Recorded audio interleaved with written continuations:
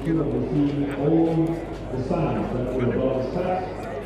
We're joined first by the Right Honourable Deputy Speaker, Honourable Thomas Taylor, and then we have the Right Honourable Speaker, Honourable Anita Alex Moore. So now we have got the full legislature here. As part of the executive, I mentioned to you the arrival of Excellency the Vice President, the Prime Minister, and several ministers that have joined us today. We are also especially glad to have the different arms of government and also the service chiefs, especially those represented by the CDF, the IGP, the Commissioner General of Prisons, and different dignitaries from the different ministries, especially those from the Ministry of Finance. We also welcome our cultural leaders who have joined us today, and I'm sure they're all interested in finding out more about today's matters.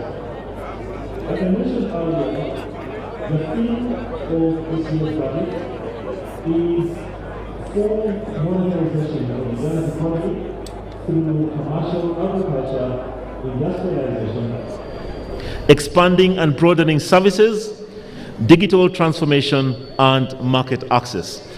And this theme is in line with the EAC budget theme of accelerating economic recovery and enhancing productive sectors for improved livelihood. I'm sure the signs are very clear now when you see the Right Honourable Speaker and the Deputy Speaker, the Clerk to Parliament, and the team moving forward, led by the Sergeant-at-Arms. You know that they are now preparing to receive His Excellency, the President of the Republic of Uganda, and shortly our function shall start. So the team is moving forward to the point where they shall receive and meet His Excellency, the President. Once the President arrives, we shall expect that all of us shall rise up in respect of the office and allow for him to take his seat before we can all be seated.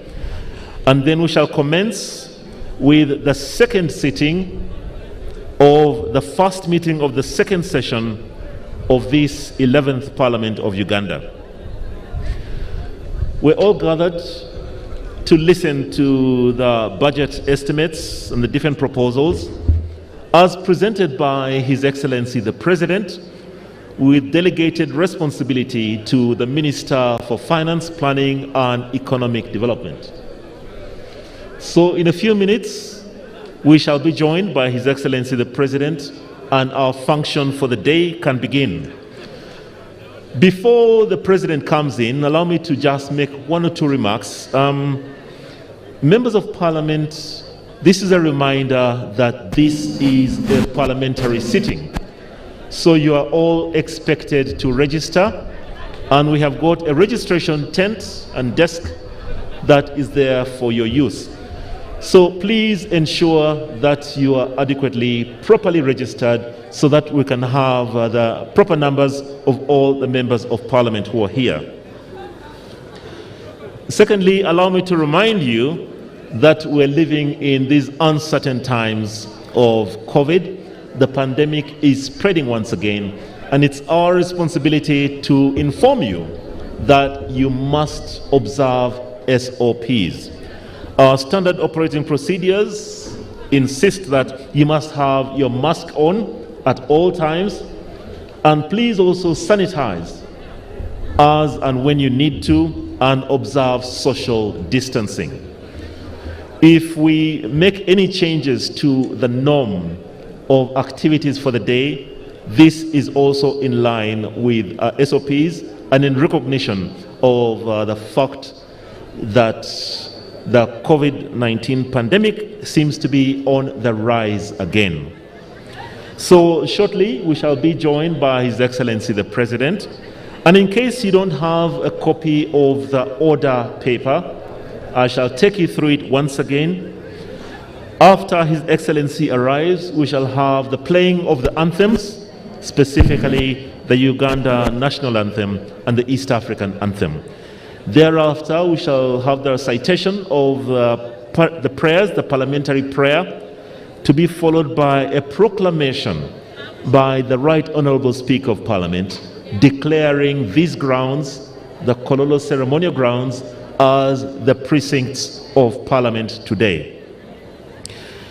Once that commences, we shall have communication from the Chair, from the Speaker, and then the presentation of the budget speech by the Minister for Finance, and thereafter remarks by His Excellency the President.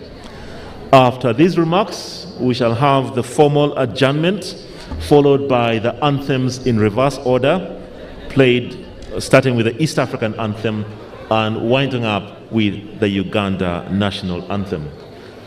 So once again, I welcome you here, and I kindly ask members of Parliament to proceed and ensure that you are adequately registered. Thank you very much.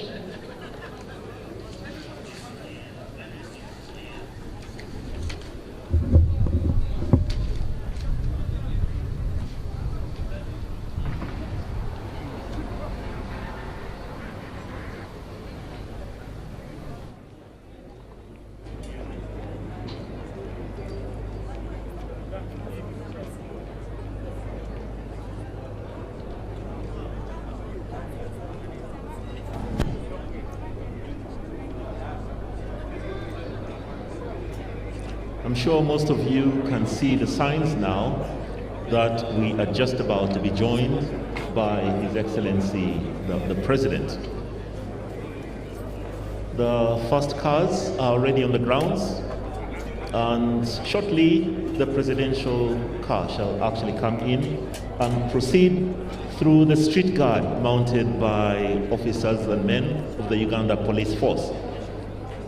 After the street guard, the President shall be received by the Right Honourables, the Speaker and the Deputy Speaker, the Clerk to Parliament, and presiding officers at table. After the President comes in and has taken his position, we shall have the anthems, and the day that we have all been anticipating shall officially begin. So let me take this opportunity to ask members of Parliament to please take your seats. Ensure once again that your masks are on. I hope you have all sanitized.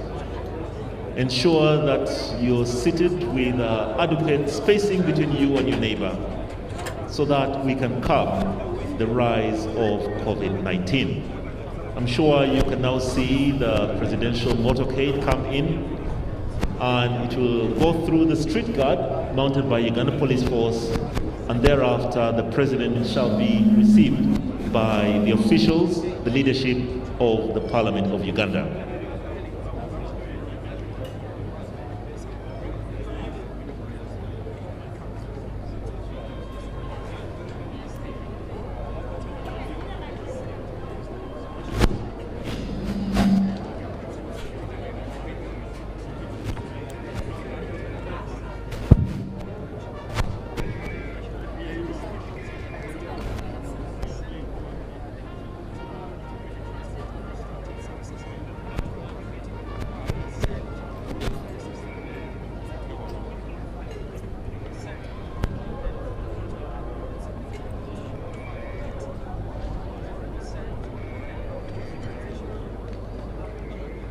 Those sounds of the bugles from the Uganda Police Force and the street guard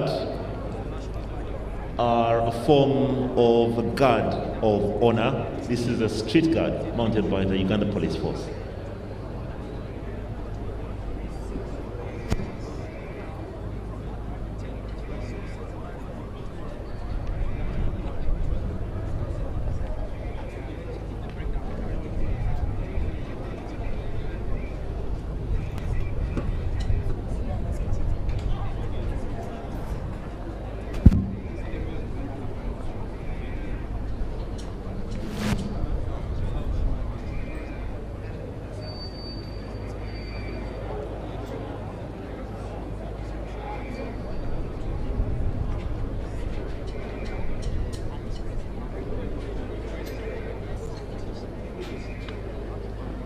So distinguished guests, allow me to formally inform you that we have been joined by His Excellency, the President of the Republic of Uganda, General Yoweri Kaguta Museveni, accompanied by the First Lady, Mama Janet Museveni, and they're being received by officials from Parliament, led by the Right Honourable Speaker, the Right Honourable Anita Annette Among, the Right Honourable Deputy Speaker, Right Honourable Thomas Tayebwa, the Clerk to Parliament, Adolf Musigin, and officials from Parliament. So His Excellency the President, waving to you. I'm sure this is your time to wave back. Let us receive him in the African way with a good hand clap.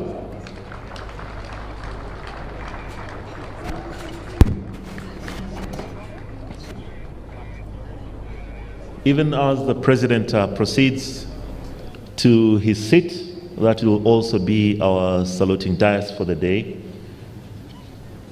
The procession of Parliament shall now take over, and the proceedings of Parliament shall ensue shortly as announced by the Right Honourable Speaker. Thank you very much. Honourable Members, Excellency the President and Madam Speaker.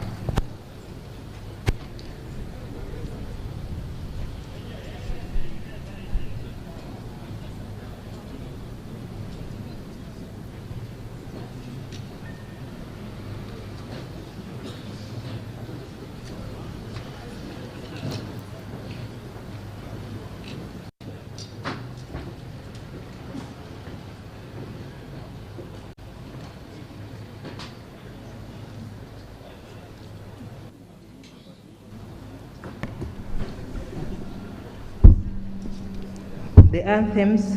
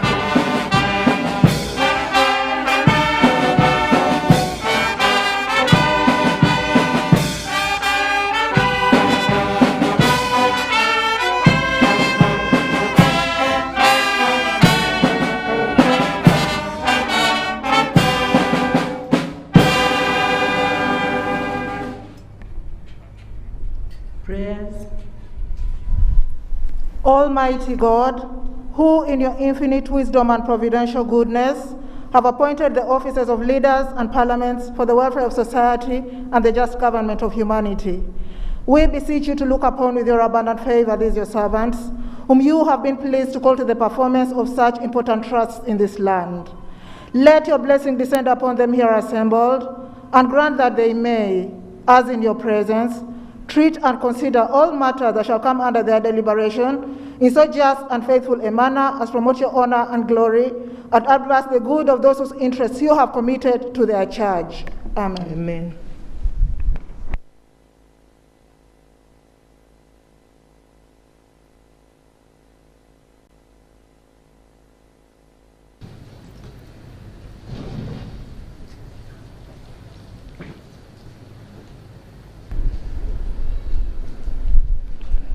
Proclamation by the Right Honourable Speaker of Parliament of Uganda.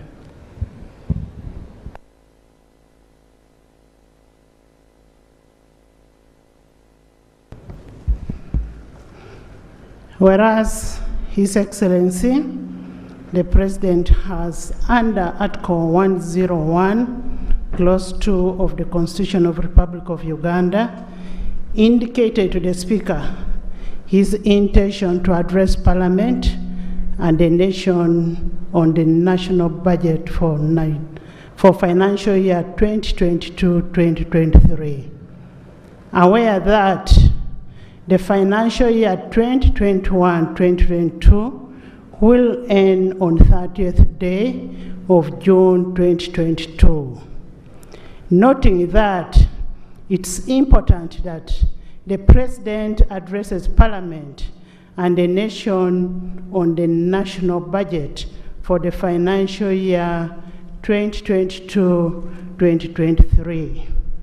Now, therefore, in the exercise of the powers conferred upon the Speaker by Article 95, Clause 2 of the Constitution of the Republic of Uganda and Rule 17.1 of the Rules of Procedure of Parliament of Uganda, I hereby proclaim that Parliament shall sit at Kololo Independence Ground on Tuesday, 14th June 2022 at 14 hours to receive the address of His Excellency, the President, on the national budget for the financial year 2022-2023. And the Kololo Independence Ground to be the precincts of Parliament for the above-mentioned purpose, given under my hand at Parliament House, Kampala, on 27th day of May 2022. Anita Annette Among, Speaker of Parliament. Communication from the Chair. Your Excellency, the President of the Republic of Uganda, and Mama Janet Museveni, and the First Lady, and also the Minister of Education and Sports, Your Excellency, the Vice President, His Lordship, the Chief Justice, the Right Honourable Deputy Speaker, His Lordship, the Chief Justice, the Vice Chairperson of NRM, the Right Honourable Prime Minister and Leader of Government Business in Parliament, the Leader of Opposition in Parliament, Cabinet Ministers and Ministers of State, my colleagues, the Honourable Members of Parliament, Your Excellencies, the Ambassadors and High Commissioners, leaders of political parties, all public servants present, the distinguished guests, ladies and gentlemen. We welcome you to today's sitting in Parliament, whose main objective is to receive the budget speech for the financial year 2022-2023. As you may recall, when we gathered here a week ago, that was on 7th June 2022, to receive the State of Nation address. We adjourned the House to today, 14th June 2022, for a purpose of receiving this budget speech.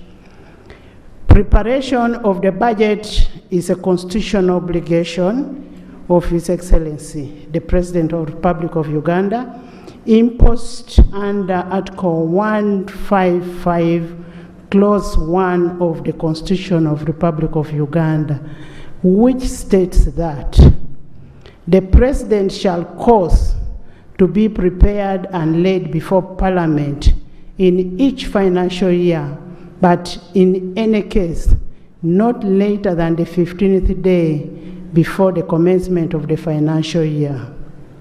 Estimates of revenue and expenditure of the government for the next financial year.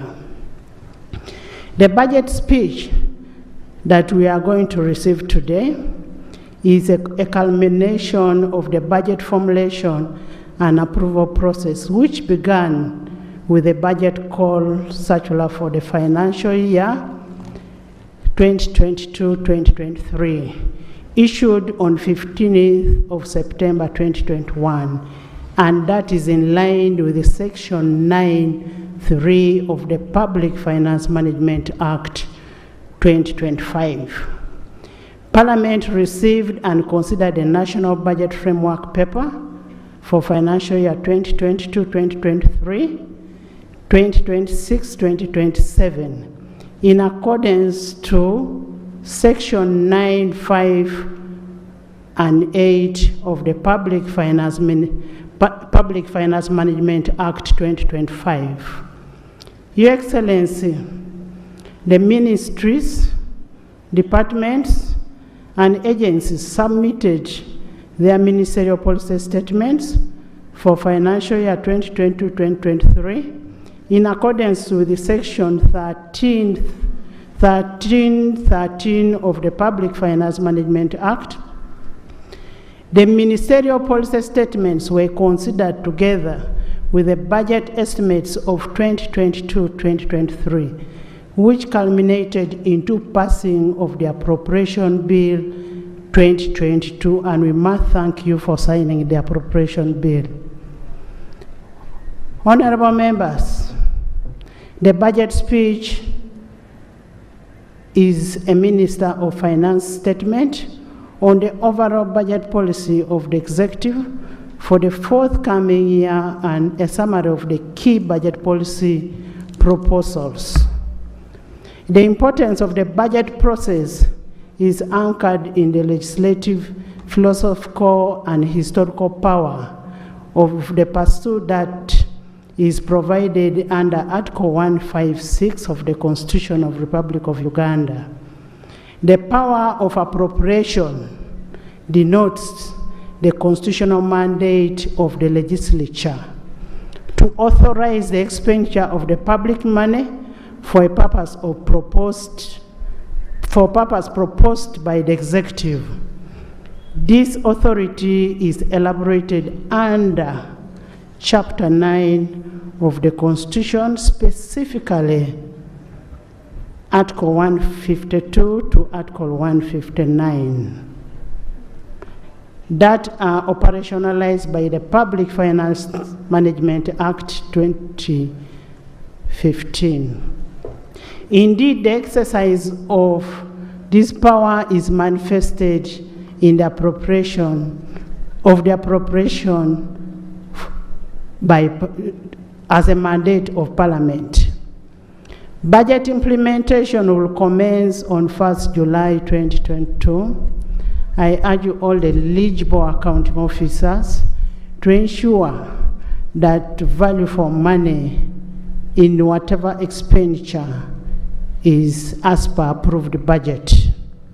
I call upon all the accounting officers to be accountable for all the resources brought under their charge in line with the Article 164 of the Constitution of the Republic of Uganda. In this regard, I reiterate the commitment of the 11th Parliament to to effectively play our oversight role in examining the economy's efficiency and effectiveness in the expenditure of public funds. The budget reading process offers the country and citizens an opportunity to know the government priorities for the next financial year. It informs us of how the desired revenue will be raised and forms of basis upon which the accounting officers or implementing authorities shall be held responsible. I therefore urge all of you to listen attentively so that you can be able to move together as we listen to the budget speech. Honorable members, once more, with today being a very important day where the budget is going to be read, I urge all of you, after the budget reading, to go to your constituencies for 2 weeks to monitor the implementation and the preparatory activities of the parish development model, so as to ensure its success. A lot of money has been channeled to your constituencies, and it is only upon the leadership to ensure the success of that money. So we will go and monitor that for 2 weeks. Honorable members, as we start the second session of this parliament, we shall dedicate the first meeting to consider bills, the second meeting to consider reports, petitions, motions, and the third meeting to consider the budget process. This time round, we must start the budget process early. I therefore urge you, the executive, to table in the bills enumerated in the address of the State of Nation by His Excellency, the President, as quickly as possible so that they can be handled expeditiously. I also wish to remind the chairpersons to ensure that these bills are presented in the House as soon as possible so that we pass these bills. And it is through these bills that we are able to legislate well. Finally, honorable colleagues, the leadership has organized a 3-day induction workshop for members of 11th Parliament from 15th to 17th June 2022 at Imperial Royal Hotel. I urge all of you to attend the sessions of this important workshop. We no longer want an excuse that we're not trained. So the training is on. I want to thank you all and thank you for coming.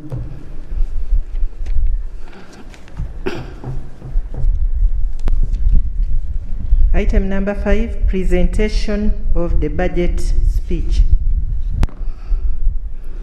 Your Excellency, it is my great pleasure to invite you or your delegate to present the budget speech.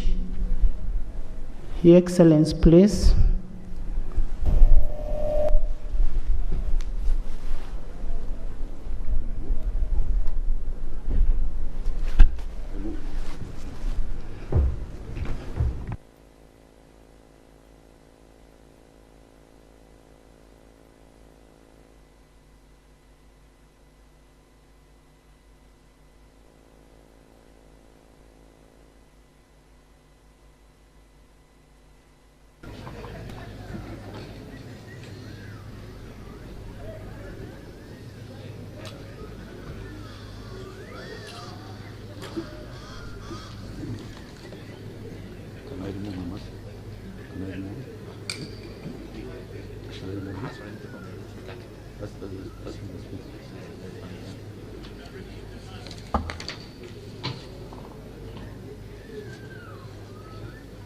Honorable Speaker, can I remove my mask? Please go ahead and remove, but first sanitize.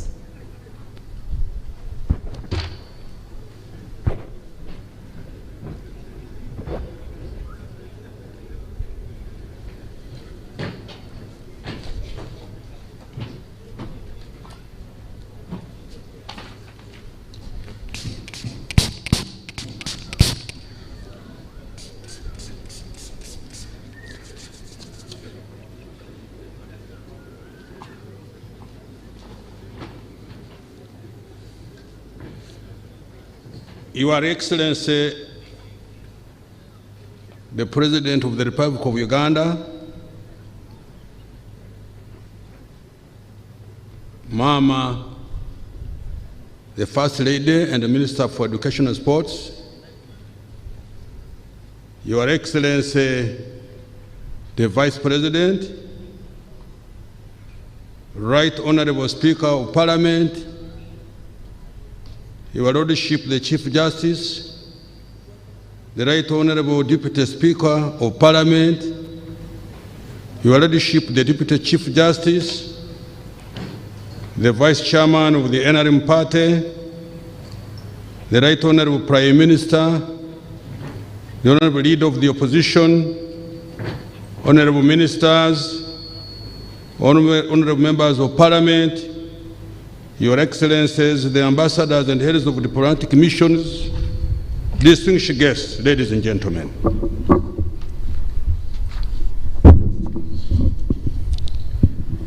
Madam Speaker, in fulfillment of Article 155, Part 1 of our Constitution, I have been delegated by His Excellency, the President, to present to Parliament the budget for the financial 2022-2023. My statement today will highlight the budget as approved by Parliament on the 20th of May 2022. Right Honorable Speaker, on 20th March 2022, we lost a gallant son and Speaker of this august House, the late Right Honorable Jacob Lokri Oranya. I beg and request that once more we observe a unit of silence in this memory.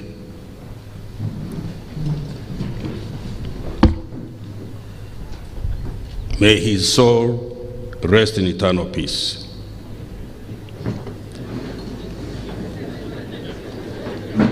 Honourable Speaker, the NRM government's overriding goal is to achieve socio-economic transformation for the benefit of all Ugandans, thus improving their lives. We must therefore quickly accelerate the economic recovery that began in financial year 2021-22, integrate more Ugandans into the money economy, and speed up growth in the country's productive sectors. Madam Speaker, the theme of the budget for financial year 22-23 is therefore full monetization of Uganda's economy through commercial agriculture, industrialization, expanding and broadening services, digital transformation, and market access. This theme summarizes our budget strategy and a priority that I will later elaborate. The theme is in line with that of the East African community, which is accelerating economic recovery and enhancing productive sectors for improved livelihoods. Madam Speaker, to achieve Uganda's socio-economic transformation, the NRM has resolved to pursue the following goals in forthcoming year and the medium term. 1, kickstart the process of getting the households still engaged in subsistence into the money economy. 2, support businesses and the overall economy to recover from the impact of COVID-19 pandemic and restore the lost jobs and livelihoods. And 3, finally, protect households from rising prices of food, fuel, and other essential commodities using prudent economic policies. Madam Speaker, to achieve these goals, the following key strategic actions will be undertaken. 1, maintain peace, security, and stability, which jointly are the foundation of all other government, business, and household plans. 2, full implementation of the parish development model to accelerate the transition of the 39% of households still engaged in the subsistence economy into the money economy. 3, step up implementation of the relief and recovery funds to support the recovery of businesses and restore the lost jobs and livelihoods. These relief funds include the Small Business Recovery Fund, the Myoga Fund, the Microfinance Credit to SACCOs, the Uganda Development Bank, the Uganda Development Corporation, debt and equity funds, respectively. Implement appropriate fiscal and monetary policies to mitigate the impact of price shocks on the well-being of ordinary Ugandans without causing long-term distortion in the economy. Enhance investment in infrastructure to facilitate increased production, value addition, and national regional market success and entry. Madam Speaker, in this budget statement, I will do the following. 1, I will report on the performance of the economy and review our future economic prospects. 2, I will provide progress in the implementation of the development programs that we promised the people of Uganda during the last financial year, which is ending by end of this month, and the priorities for the next financial year, 22-23. 3, highlight the revenue and expenditure framework for the next financial year, 22-23, as approved by Parliament. Recent economic performance and outlook. Madam Speaker, I now wish to give highlights on the performance of the economy and the accountability for the measures I announced in the financial year 21-22 budget. The details can be found in the background to the budget of 22-23, which has been published. Economic growth. Madam Speaker, the size of our economy is projected to expand to shillings 162.1 trillion for the financial year ending 30th June this year. This is equivalent to US dollars 45.7 billion. Economic activity has been more buoyant at the growth rate of 4.6% per annum this financial year, up from 3.5% of last year. This shows that the economy is on a path to full recovery from the COVID-19 disruptions.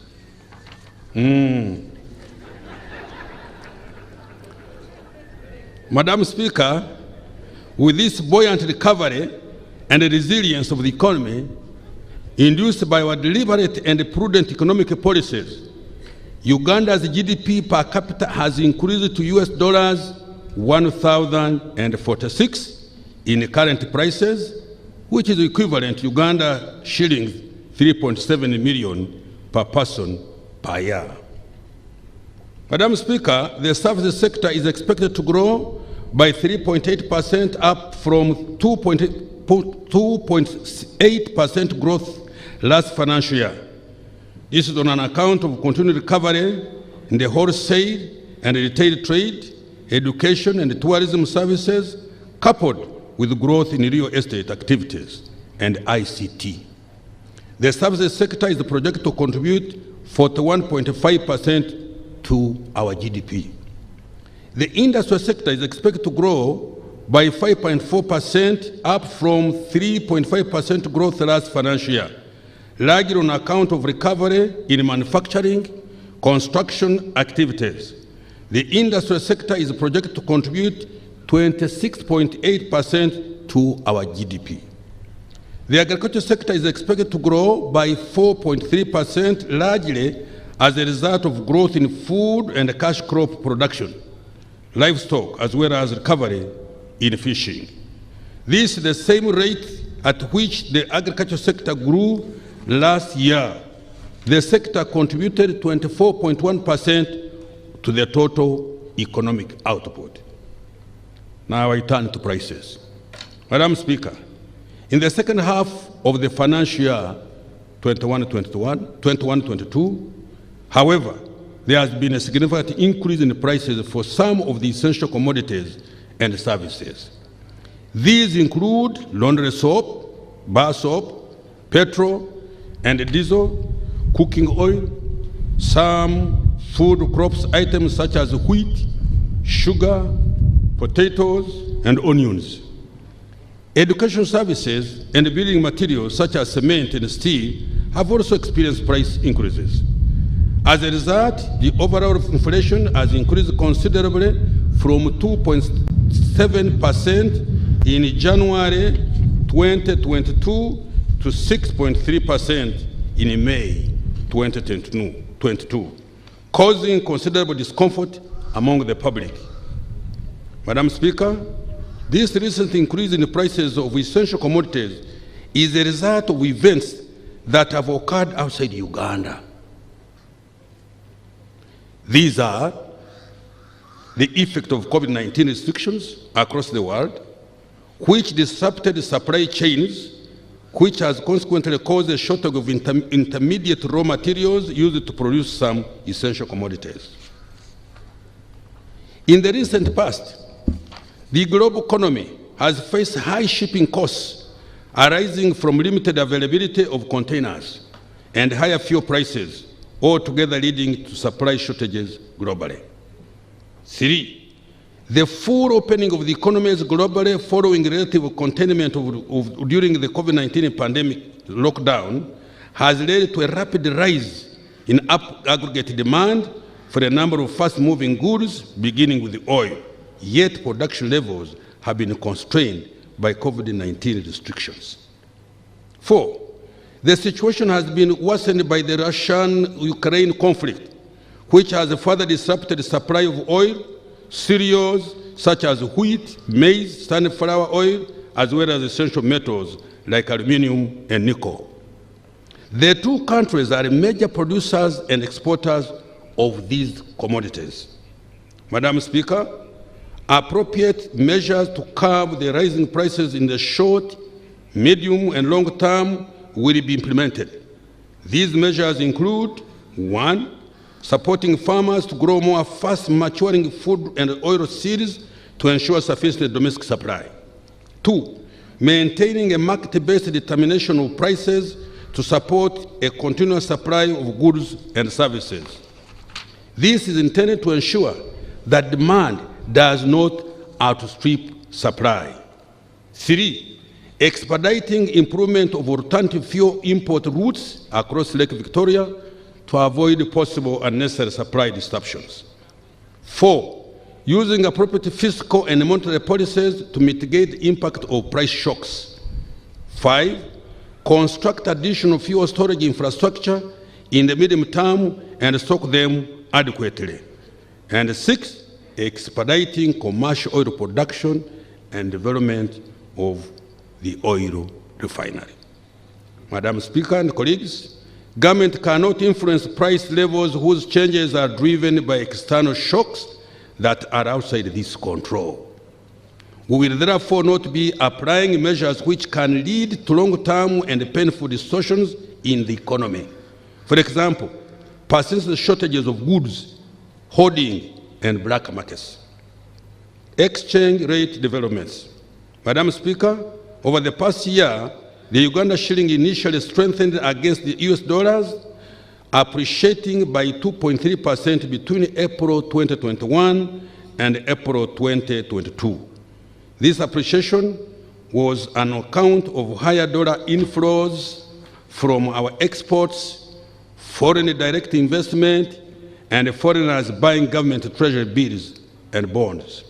However, the shilling has experienced significant depreciation pressures since March 2022 on account of concerns arising from the Ukraine-Russian conflict and related sanctions, as well as rising interest rates in advanced economies.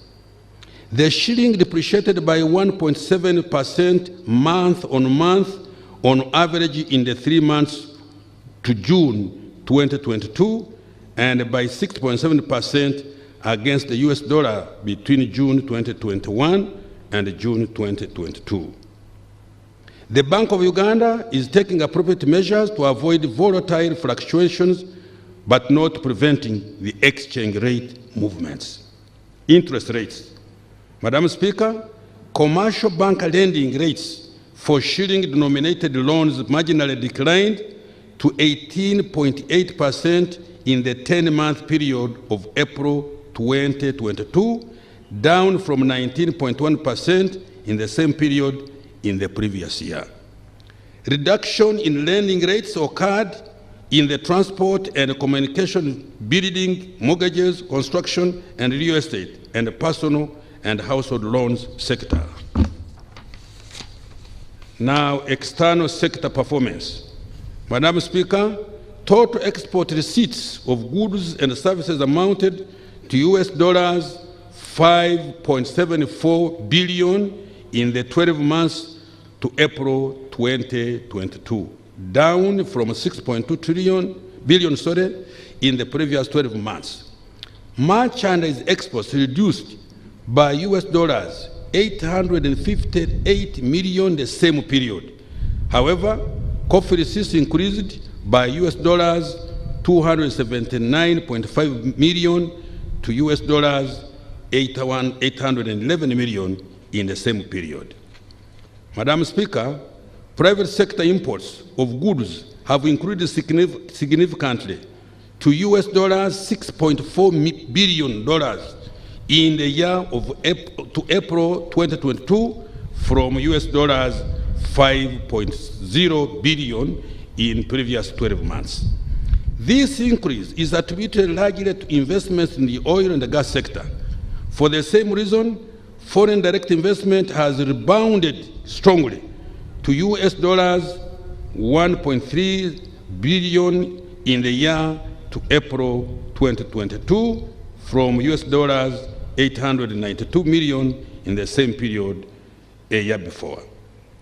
Uganda's international reserves at the end of April 2022 increased to US dollars 4.54 billion, equivalent to about 4.6 months of imports.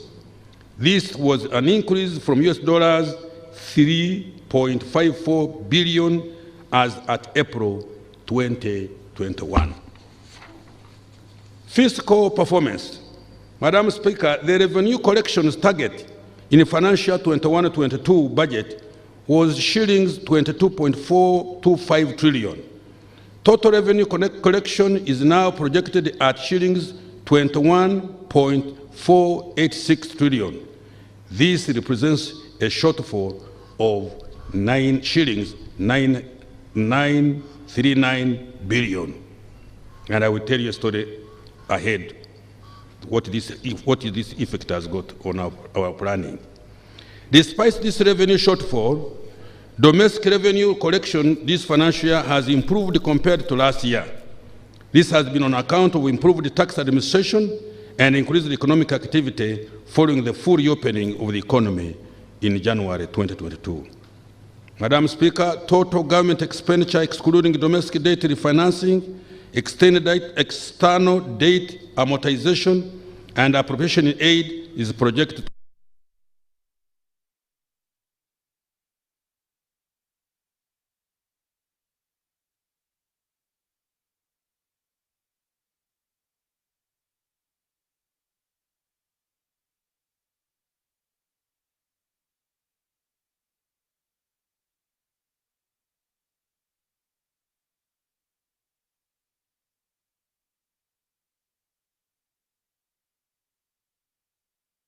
and regional security threats.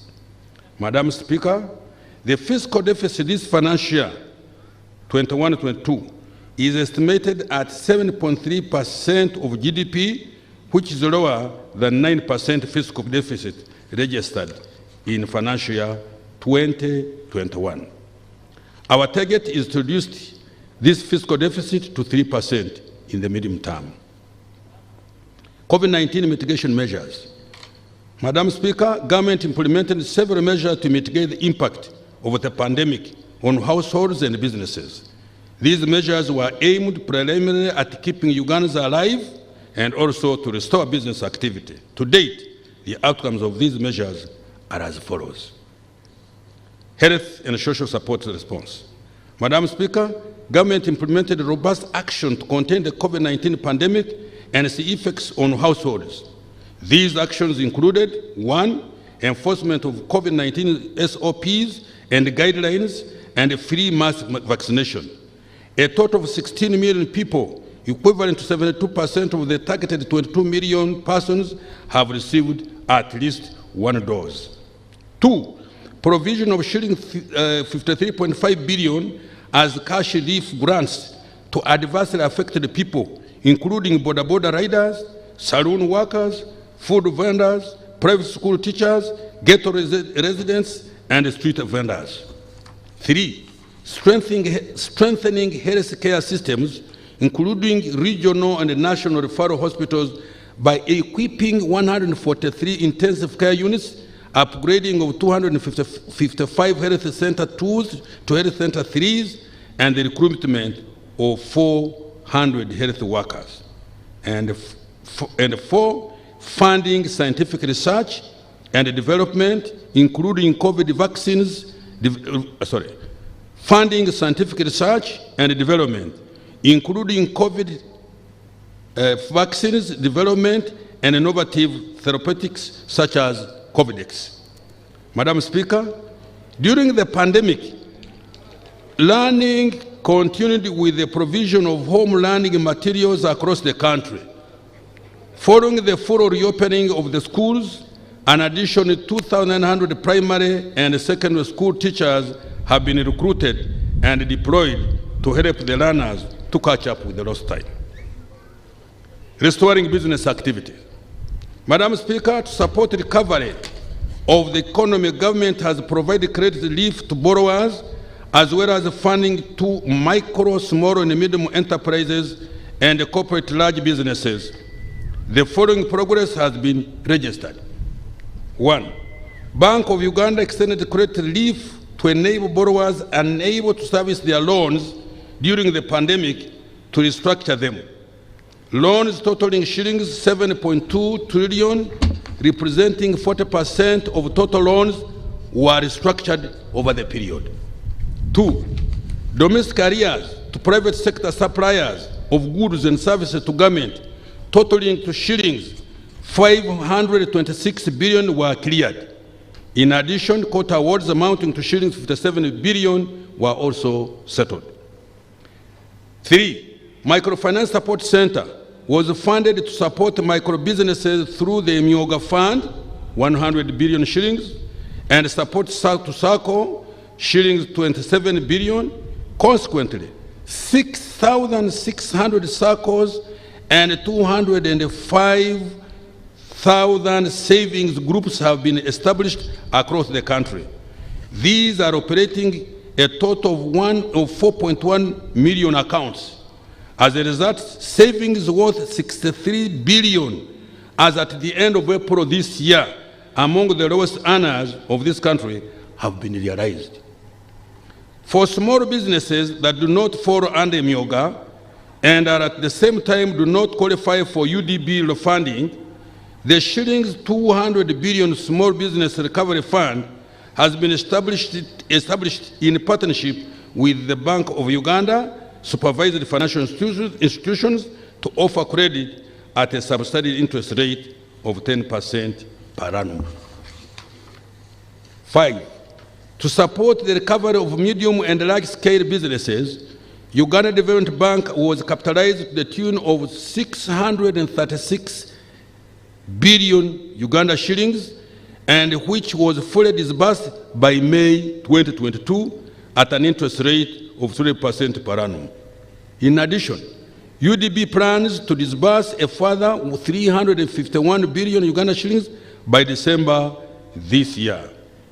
For private sector enterprises engaged in strategic industrial development of the country, such as agro-processing, manufacturing, and mineral beneficiation, the Uganda Development Corporation, UDC, received 160.7 billion this financial year to make equity joint ventures investment with those businesses.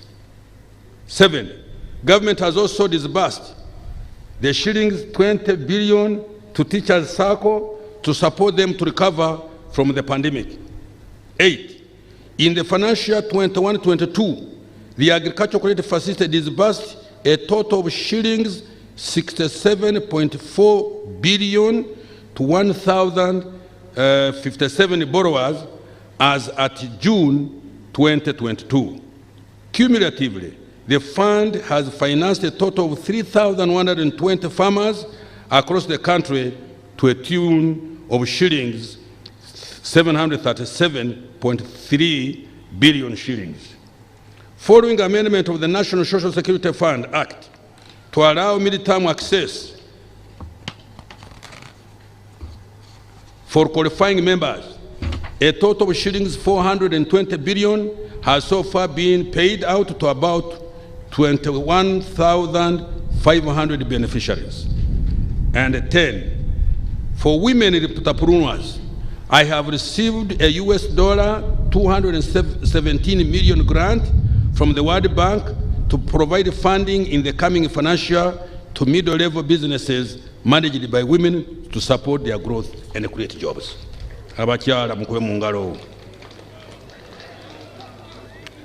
Madam Speaker, as a result of the above measures, we have begun to see positive trends in business activity. For example, during the 10 months from July 2021 to April 2022, there was a 38% increase in taxpayers, with 686,000 new taxpayers being added to the taxpayer register. In addition, investors' sentiments about doing business in Uganda have remained positive in the recent months, as illustrated by the following indicators between July 2021 and May 2022.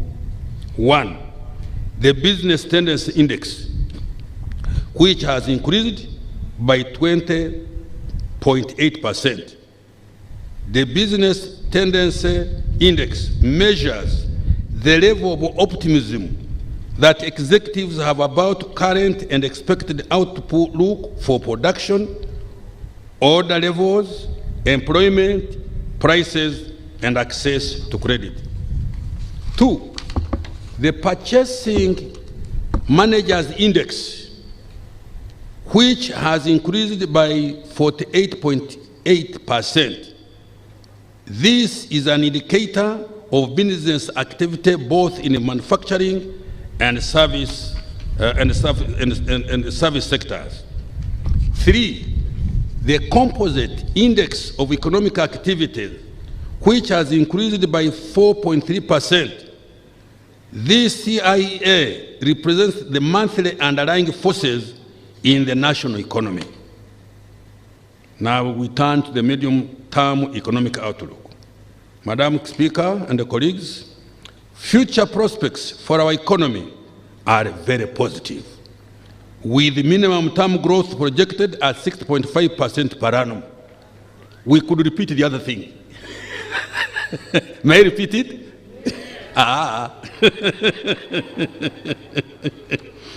The positive economic outlook is dependent on the following. 1, the full reopening of the economy. 2, the increase in global demand for some commodities we produce and export, such as coffee, livestock, tea, and other food products. 3, commercialization of oil and gas following the announcement of the final investment decision in February this year. 4, active import substitution for goods that Uganda can produce and export competitively, such as pharmaceuticals. 5, support private sector industries, particularly in the agro-industry, light manufacturing, and value addition to our minerals. 6, improved access to affordable credit for micro, small, and medium enterprises to enable their businesses revive and create jobs. 7, fast-tracking the implementation of the parish development model, which targets increased production of strategic commodities for domestic consumption as well as for export. 8, digitization of the economy to realize efficiency gains in business and government. Now I turn to financial year 2022-23 budget strategy. Madam Speaker and colleagues, the budget strategy for the financial year 22-23 and over the medium term seeks to restore economic activity to the pre-pandemic levels and subsequently accelerate the pace of socio-economic transformation. The 3 broad objectives of the strategies are: 1, sustaining peace, security, and stability, as well as macroeconomic stability as key foundations for recovery, growth, and socio-economic transformation. 3, mitigation of the COVID-19 impact on business activity, livelihoods, and overall economy. 3, speeding up socio-economic transformation by repurposing the budget towards wealth and job creation, as well as other impactful investments. Imperatives for implementing the financial year 22-23 budget. Madam Speaker and colleagues, in order to achieve these 3 key objectives, the following imperatives must be adhered to. 1, national budget reform to make it more redistributive and responsive to national priorities. 2, enhanced fiscal discipline to limit supplementary expenditure to only unforeseen and unavoidable spending within the 3% provided for under the law. 3, enhanced domestic revenue mobilization to increase the revenue to GDP ratio to a target of 18% over the medium term. 4, limit the borrowing to restore the debt to GDP ratio to within 50% over the medium term as provided for in the Charter for Fiscal Responsibility. 5, continued alignment of the budget to the National Development Plan to ensure that our development priorities are adequately funded. 6, automate government processes and systems to enhance efficiency, save money, fight fraud, and other forms of corruption. 7, rationalization and restructuring of government to eliminate duplication, overlaps, mandate wars, and resource wastage. Now I turn to financial year budget priorities. Madam Speaker, the key priorities for the financial year 22-23 budget are the following. 1, enhancement of security, the rule of law, and fighting corruption. 2, sustaining economic recovery. 3, implementation of the parish development model to create wealth and jobs. 4, promotion of agro-industrialization, standards, and market entry. 5, commercialization of oil and gas. 6, enhancement of transport, energy, and ICT infrastructure. 7, enhancing human capital development, science, innovation, and knowledge transfer. 8, enhancing public sector effectiveness and efficiency. Enhancing security, the rule of law, and anti-corruption. Madam Speaker, peace, security, and stability, as well as rule of law, are the bedrock of socio-economic transformation. We all know that. And thus must remain the key government priority. Peace, security, and stability. Madam Speaker, the recent surge in cattle theft and cross-border conflicts in the Karamoja sub-region have been and will continue to be addressed. I'm sure the President will make a comment on this. In a recent supplementary budget, government provided shillings 112.5 billion to facilitate the UPDF to carry out operations and the Ministry of Works and Transport to construct security roads in the Karamoja sub-region. The UPDF will also continue with the pacification of the Eastern Democratic Republic of Congo in line with the agreement with the government of the Democratic Republic of Congo. Madam Speaker, with respect to capacity and the well-being of our security forces, government, we in the medium term embark on enhancement of pay for our gallant men and women in uniform.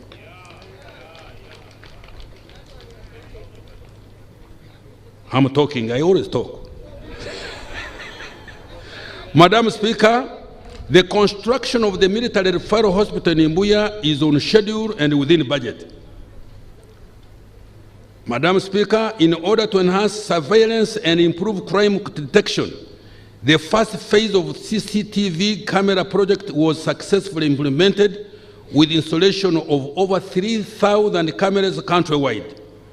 The second phase is now 95% complete and it targets all cities and major highways.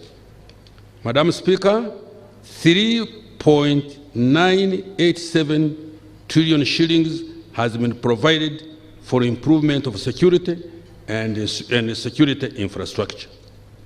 Rule of law. Madam Speaker, in order to enhance the rule of law, the priority will be to improve the dispensation of justice for all.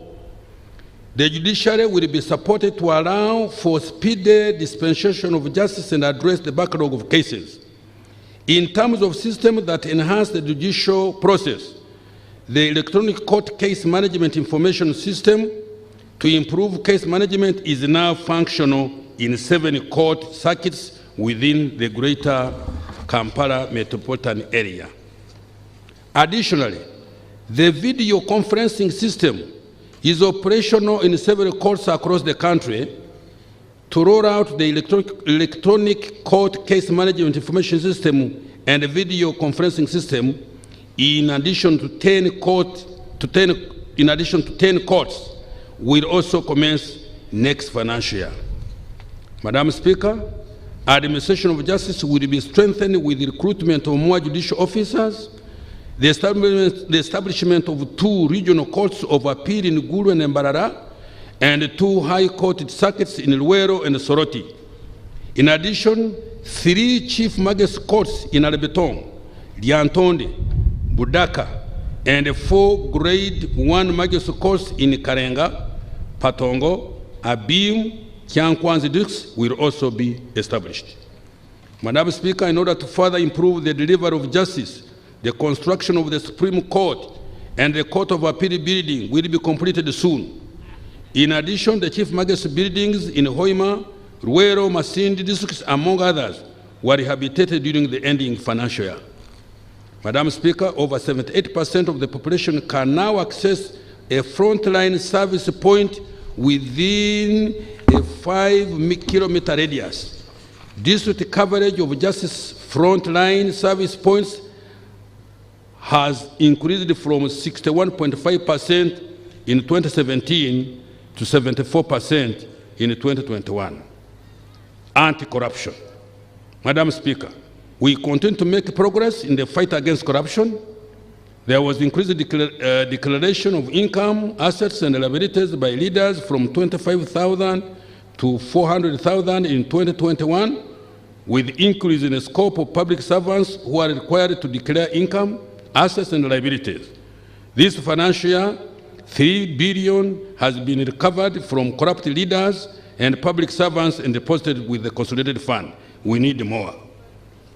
Madam Speaker, to enhance the rule of law and to step up the fight against corruption, I have provided shillings 381.6 billion to the judiciary, shillings 95.0 billion for the Directorate of Public Prosecution, shillings 876.4 billion for the Uganda Police, and shillings 308.7 billion for the Uganda Prison Service. I have also allocated 79.4 billion for the Inspectorate of Government. Implementation of the parish development model. Madam Speaker and colleagues, in order to integrate the 5.5 million households currently working in the subsistence economy into the money economy and to proactively create wealth and jobs, the parish development model is going to be fully implemented in the coming financial year. Fully. Madam Speaker, in the financial year ending June 2022, 234 billion was provided for implementation of the PDM. More efforts have been focused on preparatory activities to prepare for full implementation of the model. These include recruitment of parish chiefs by all districts, data collection, verification of beneficiaries, establishment of circles, setting up of the PDM management unit in the Ministry of Local Government, and sensitization and mobilization, among others. Madam Speaker, next financial year, I provided a total of 1,059 Uganda shillings for full implementation of the model. Each of the 10,594 parishes in the country will receive 100 million as a revolving fund, earmarked for purchase of agricultural inputs by households still in subsistence. Madam Speaker, the parish development model will be complemented by other government programs such as the Myoga Fund, the Microfinance Support Center credit to other circles, village savings groups, the Small Business Recovery Fund, and other wealth creation initiatives. Now I turn to agricultural production.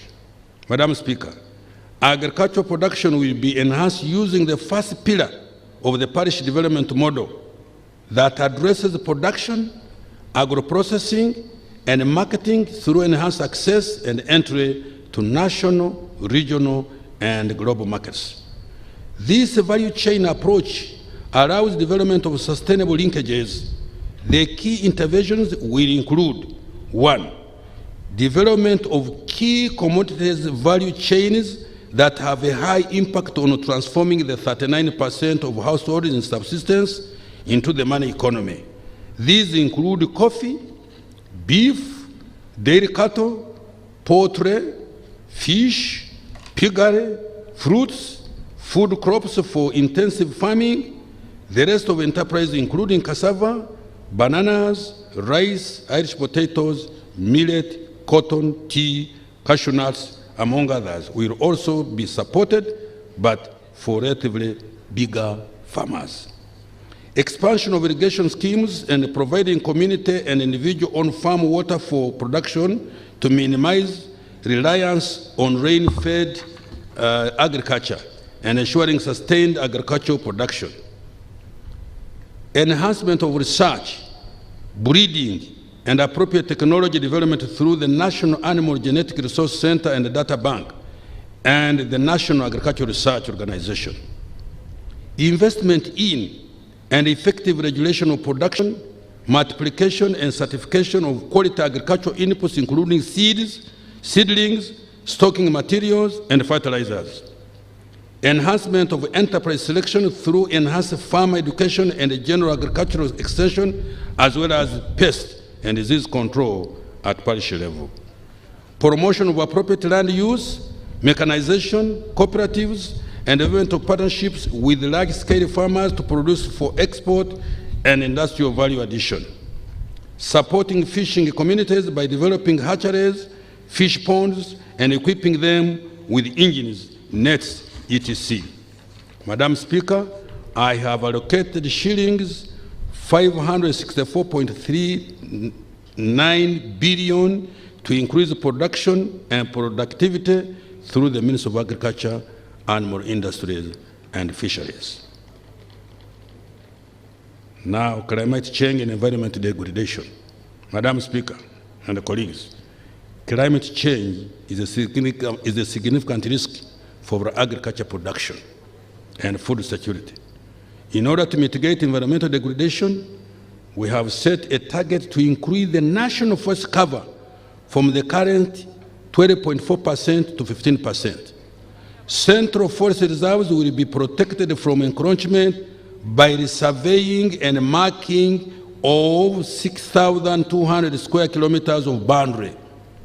Madam Speaker, 850 square kilometers of wetlands and forests will also be restored by 1, having them demarcated and gazetted, and 2, evicting all encroachers. Mbulire. Madam Speaker, I have allocated shillings 268 billion in the next financial year 2022-23 for actions to mitigate and adapt to climate change. Now I turn promoting agro-industrialization, standards, and market entry. Madam Speaker, promoting agro-industrialization, enforcing product standards, and enabling market access and entry are key aspects for creating wealth and jobs. Next financial year, the following interventions will be prioritized: expanding storage and processing capacity for agricultural commodities within the 18 zones of this country. 2, enhancing the use of warehouse receipt system to improve commodity storage, reduce post-harvest losses, improve value chain management, and increase income to farmers. 3, providing funds for private sector investment in key commodity agro-processing value chains through soft and patient debt from UDB and equity from UDC. 4, strengthening of standards for quality assurance to improve access to markets. 5, establishing a system for issuance and management of internationally recognized product barcodes, branding, packaging, and labeling of Uganda's products for visibility. 6, enhancing implementation of the export development strategy, including carrying out negotiations for access and entry to regional and international markets. 7, establishing fully serviced industrial parks. 8, promoting investment in strategic industries such as manufacture of pharmaceuticals, industrial sugar, starch, herbal extracts, and cotton-based medical sundries. 9, finalize the enactment of pending legal instruments, for example, the Competition Bill and the Consumer Protection Bill, anti-counterfeits and quality product laws. 10, developing a master plan for the Zombo Tea Factory and establishing enabling infrastructure including water and electricity. 11, expanding the Soroti Fruit Factory by installing additional processing equipment. Supporting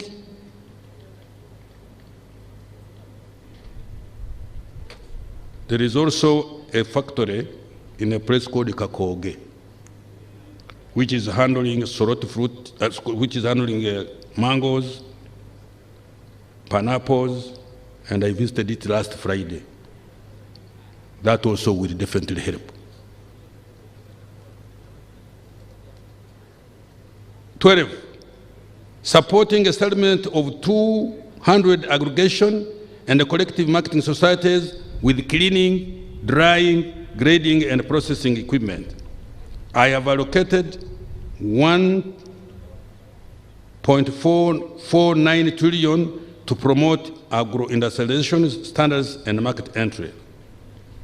Supporting economic recovery and commercialization of oil and gas. Madam Speaker, as I reported earlier, we have taken major steps to revive business activities, which we shall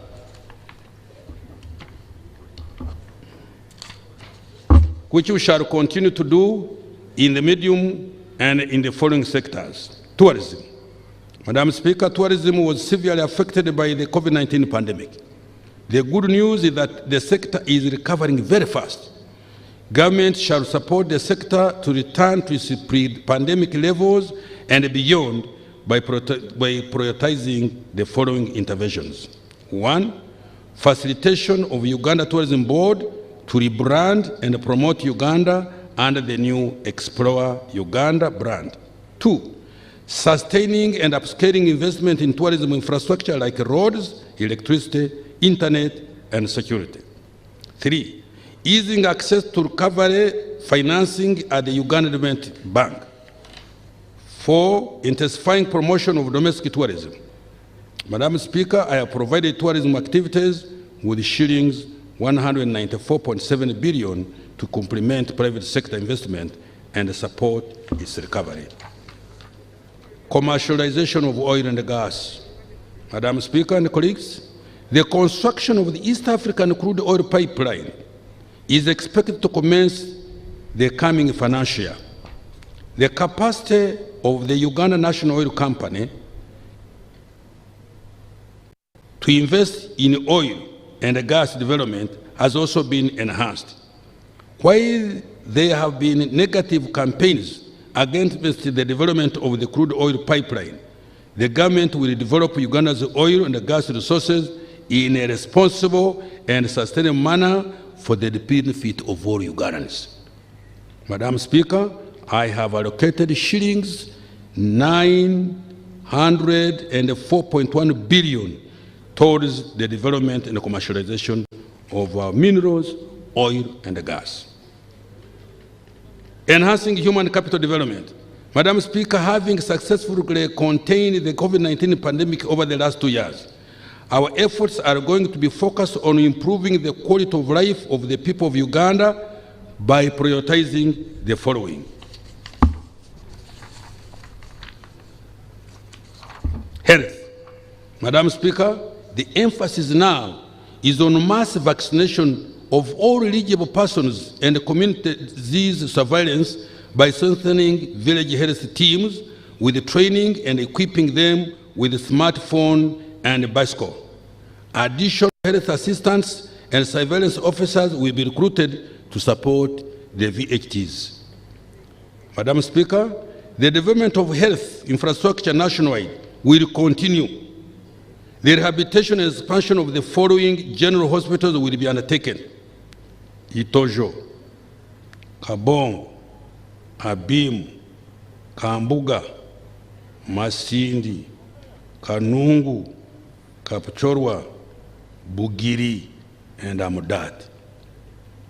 In addition, 43 health centers, 2 will be upgraded to health center 3s, and 17 new health center 3s will be built in sub-counties without health facilities of such health facilities.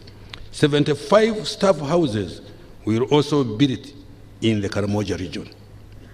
Madam Speaker, next financial year, the Minister of Health will start implementing the Uganda COVID-19 Emergency Response and Preparedness Project, supported by a grant from the World Bank amounting to US dollars 100.3 million, which is equivalent to 667.1 billion Uganda shillings.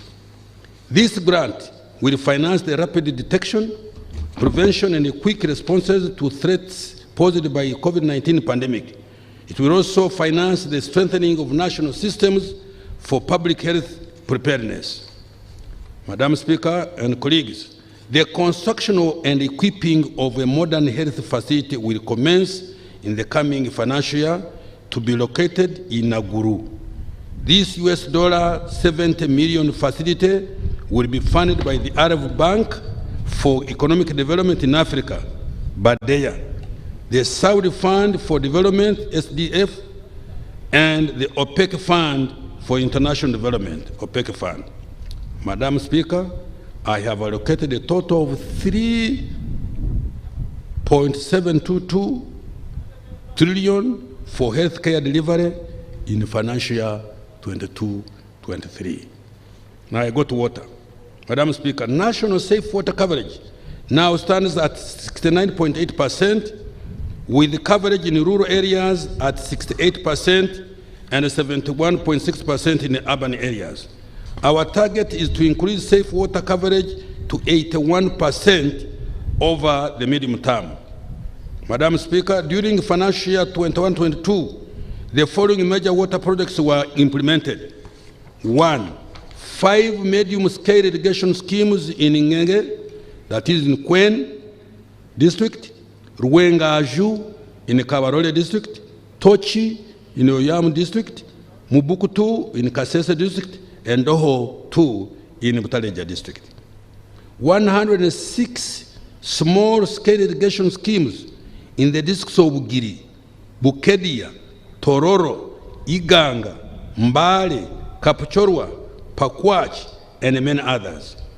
3. Substantial completion of Katosi water treatment plant, which will produce 160 million liters of water per day.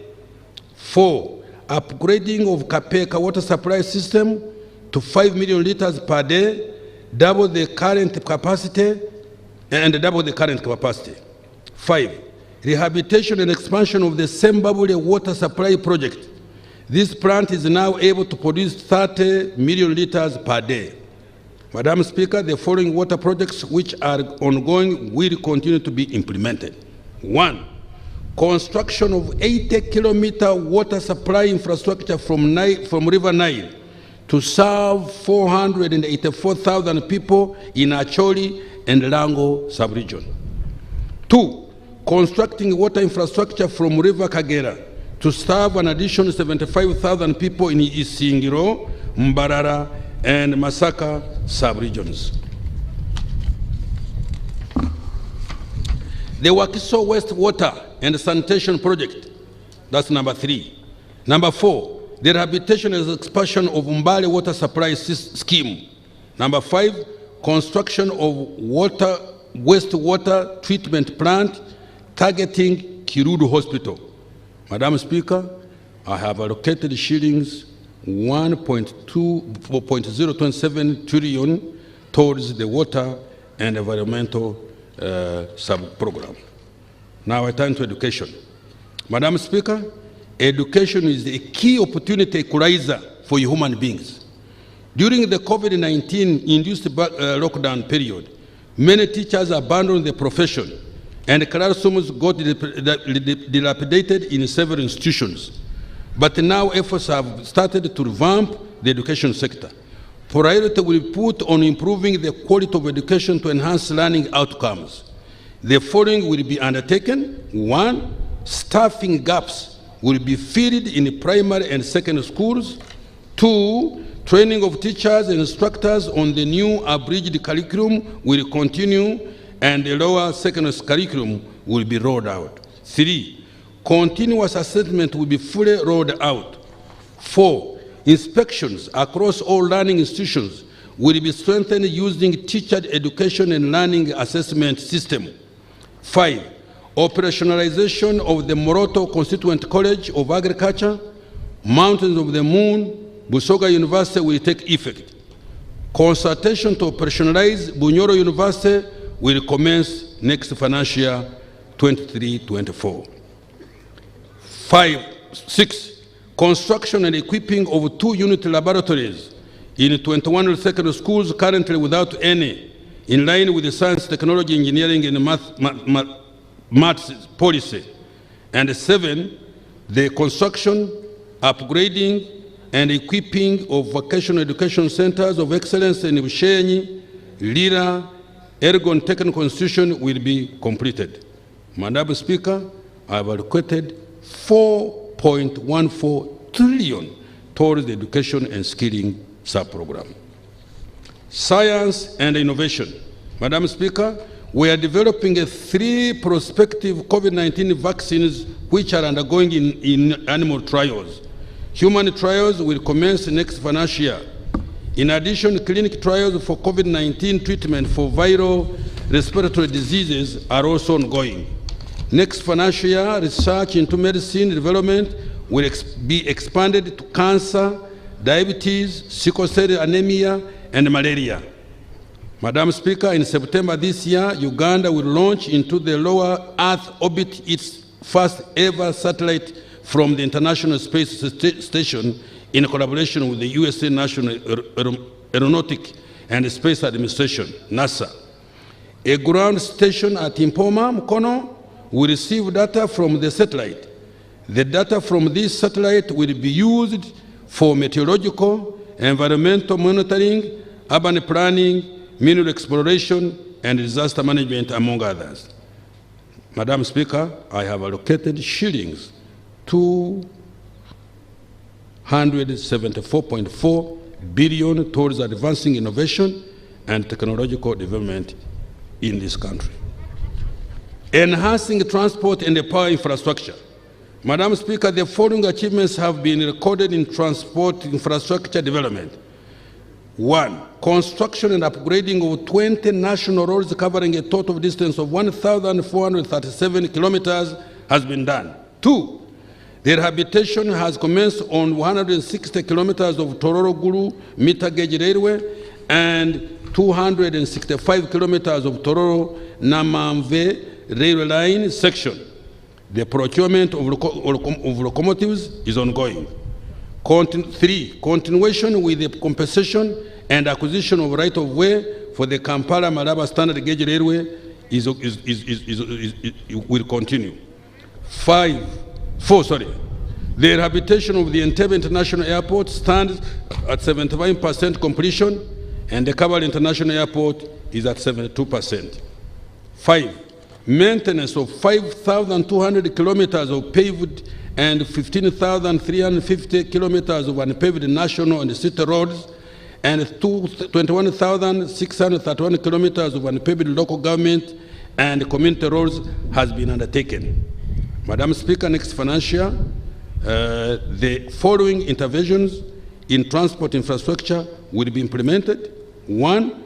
Construction of 400 kilometers equivalent of roads to bitumen standards, rehabilitation, construction of 200 kilometers equivalent, and construction of 30 bridges on the national roads network. 2. Rehabilitation of 922 kilometers of district roads and 126 kilometers of local government roads. 3. We shall continue with the development of the Bukasa Inland Port. 4. We shall commence Uganda Airlines flights to London and China. Madam Speaker, I have allocated shillings 4.3 trillion next financial year for the transport infrastructure development and maintenance. Power infrastructure. Madam Speaker, national electricity access today stands at 57% shamefully, of which 19% is on the main national grid and 38% is off-grid, including solar power. Uganda's total electricity generation capacity has increased from 1,269 megawatts in financial year 2019-20 to 1,347 megawatts in financial year 21-22 on account of the completion of 42 megawatt actual one, the 21 megawatt Nyamagasani, and the 15.5 megawatt Sugar Corporation of Uganda plants. The transmission network increased from 3,100 kilometers in financial 2021 to 3,431 kilometers at the end of the third quarter financial year 21-22 as a result of commissioning of the Karuma-Kawanda 400 kV and the Karuma-Ruyo 132 kV transmission lines. The Ruzira substation was completed and will be commissioned after completion of the 15-kilometer 132 kV transmission line. Madam Speaker, in the next financial year, the following interventions in the power infrastructure will continue to be implemented. 1. Commence the unit-by-unit commissioning of the 600 megawatt Karuma hydro plant in September 2022, with the plant being fully available in June 2023. 2. Complete the Opuyo Moroto, Lira Guru Nebi Arua, Lira Guru Agago, and the Mutundwe and Tebe 132 kVA transmission lines. 3. Commence feasibility and design studies for the 400 kV Uganda-South Sudan transmission line between Oruyo, Nimule, Juba, the 400 kV Uganda Democratic Republic of Congo interconnection, and the 400 kV Uganda-Tanzania transmission line. Madam Speaker, I have provided 1.573 trillion to ensure the above are undertaken. Information communication technology infrastructure. Madam Speaker, the geographical coverage of broadband services stands at 66%, allowing digital access for 74% of the population. Next financial year, the government will support the fourth industrial revolution technologies. These include artificial intelligence, Internet of Things, and the use of robotics. We shall also extend broadband ICT infrastructure to enable connectivity to facilitate public service delivery. Madam Speaker, I have allocated 124.2 billion towards digitization. Enhancing public sector effectiveness and efficiency. Madam Speaker, public sector effectiveness and efficiency will be improved through the following measures. 1. Continued rationalization of government and public expenditure. 2. Automation of government businesses and service delivery. This includes e-procurement, the Parish Development Model Information System, government asset management, education, information management, electronic document management, integrated health management information system, e-payment gateway, and the e-post digital platform. We shall also embark on decongesting the Citizenship and Immigration Office in Kampala by establishing centers in the Kampala Capital City divisions, commencing with the Nakawa division. 4. The salaries of medical workers, scientists, and science teachers have been enhanced. Very big. In addition, I think I'll repeat this one. The salaries of medical workers, scientists, and science teachers have been enhanced.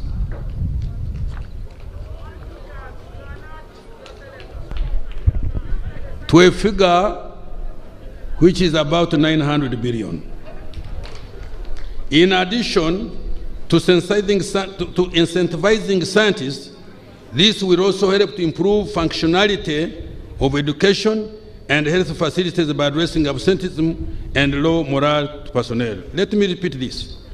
In addition to incentivizing scientists, this will also help to improve functionality of education and health facilities by addressing absenteeism and low morale of personnel. Madam Speaker, to enhance the decentralization policy, a total of shillings 5.1 trillion has been provided as this directive financing to local governments. Fiscal framework and the financing strategy for financial year 22-23. Madam Speaker, the financial year 22-23 budget priorities I have just elaborated will be financed from the following sources. 1. Enhanced domestic revenue mobilization. 2. External financing in the form of loans and grants from our development partners and private creditors. 3. Public-private partnerships that mobilize the private sector financing for public projects. The resource envelope for financial year 22-23, Madam Speaker and colleagues, the resource envelope for financial year 22-23 amounts to shillings 130.7 billion or 48.13 trillion, and is comprised of both domestic and external resources as detailed below. Domestic revenue amounts to 30,797.3 billion, of which 23,754.9 billion will be tax revenue, and 1,795.9 billion will be non-tax revenue. Domestic borrowing amounts to 5,007.9 billion. Budget support accounts for shillings 2,609.2 billion. External financing for projects amounting to shillings 6,716 billion, of which shillings 4,625.7 billion is from loans, and shillings 2,990.5 billion is from grants. Appropriation in aid collected by local governments amount to shillings 238.5 billion, and domestic debt refinancing will amount to shillings 8,008 billion. Madam Speaker, total expenditure will be shillings 48,130.7 billion, or put it 48.13 trillion. Excluding domestic debt refinancing and appropriation aid, it amounts to 39,884.2 billion, of which wages and salaries is 6,366.9 billion. Interest payments is shillings 4,691.9 billion. Non-wage current expenditure is shillings 14,254.4 billion, and development expenditure is shillings 14,565.9 billion. Tax measures for the financial year 2022-23. Madam Speaker, no new taxes will be introduced in financial year 22-23. I heard people disputing this, and I'm repeating it. I think this is the 5th time. Let me read it again. No new taxes will be introduced in the financial year 22-23. We will achieve revenue targets by improving the efficiency in tax collection and enhancing compliance to the tax laws. The capacity of the Uganda Revenue Authority will be enhanced by recruiting and training staff, deploying appropriate equipment and ICT to enforce tax laws. Madam Speaker, I wish to report that Parliament has made amendments to the various tax laws intended to simplify the laws, clarify previously ambiguous provisions, and close loopholes that may lead to revenue leakage, but not increasing taxes. Madam Speaker, the amendments that have been made are the Income Tax Act, Value Added Tax, the Stamp Duty Act, and the Tax Procedures Act. I will now highlight the major amendments. Income tax. Madam Speaker, the corporate income tax exemption for Jagali hydropower project has been extended for 1 year up to 30th June 2023 in order not to increase electricity tariffs for power that the project will generate. Madam Speaker, the Income Tax Act has been amended to streamline the rental income tax regime for individuals and non-individuals as follows. 1. Introduce a zero rental income tax rate for individuals that earn annual rental income not exceeding 2,820,000 shillings and a rate of 20% of rental income exceeding that amount. 2. For rental business, introduce a 30% rental income tax rate on rental income with expenses capped to 50% for each year of income. In addition, any excess expenses shall not be carried forward to a subsequent year of income. Value-added tax. Madam Speaker, under the Value-Added Tax Act, the following amendments have been made. Exempted the supply of oxygen cylinders or oxygen for medical use to reduce the cost of the supply of oxygen for medical use. 2. Exempted the supply of assistive devices for persons with disabilities to reduce the cost of equipment used by persons with disabilities. 3. Exempt the supply of airport user services charged by the Civil Aviation Authority to reduce the cost of transiting through Entebbe Airport. 4. To allow for cash basis accounting for suppliers who supply goods and services to the government to facilitate them to hedge against the risk of interest and penalties arising from delayed payments by government. 5. Repealed the exemption on VAT on imported services used in the provision of an exempt supply to encourage businesses to use local suppliers of services such as information and communication technological services. Tax Procedures Code. Madam Speaker, the amendment under Tax Procedure Code Act include the following. Introduced penalties for failure to provide information for purposes of automatic exchange of information to improve compliance. 2. Introduce penalties for failure to adhere to the electronic fiscal receipting and invoicing solution and digital tax stamps. This is intended to combat tax evasion and smuggling and other vices. Stamp duty. Madam Speaker, under the stamp duty, the following amendments have been made. Provide for nil stamp duty on the following instruments. A. Agreements relating to the deposit of title deeds or personal property or goods to another as a pledge or as a security for a sum of money borrowed. B. Agriculture insurance policy to encourage the uptake of agriculture insurance services. C. Security bond or mortgage deed executed by way of security for the due execution of an office or to account for money or other property received by virtue of a security bond or mortgage deed executed by surety for to secure a loan or a credit facility. Clarification of the rate of shillings 15,000 applicable on transmission of property from the administrator to an estate of the beneficiary. Excise duty.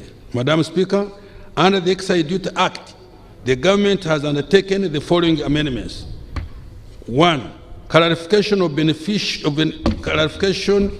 the definitions of various products that attract excise duty, such as spirits and juices, to enhance taxpayer compliance. 2.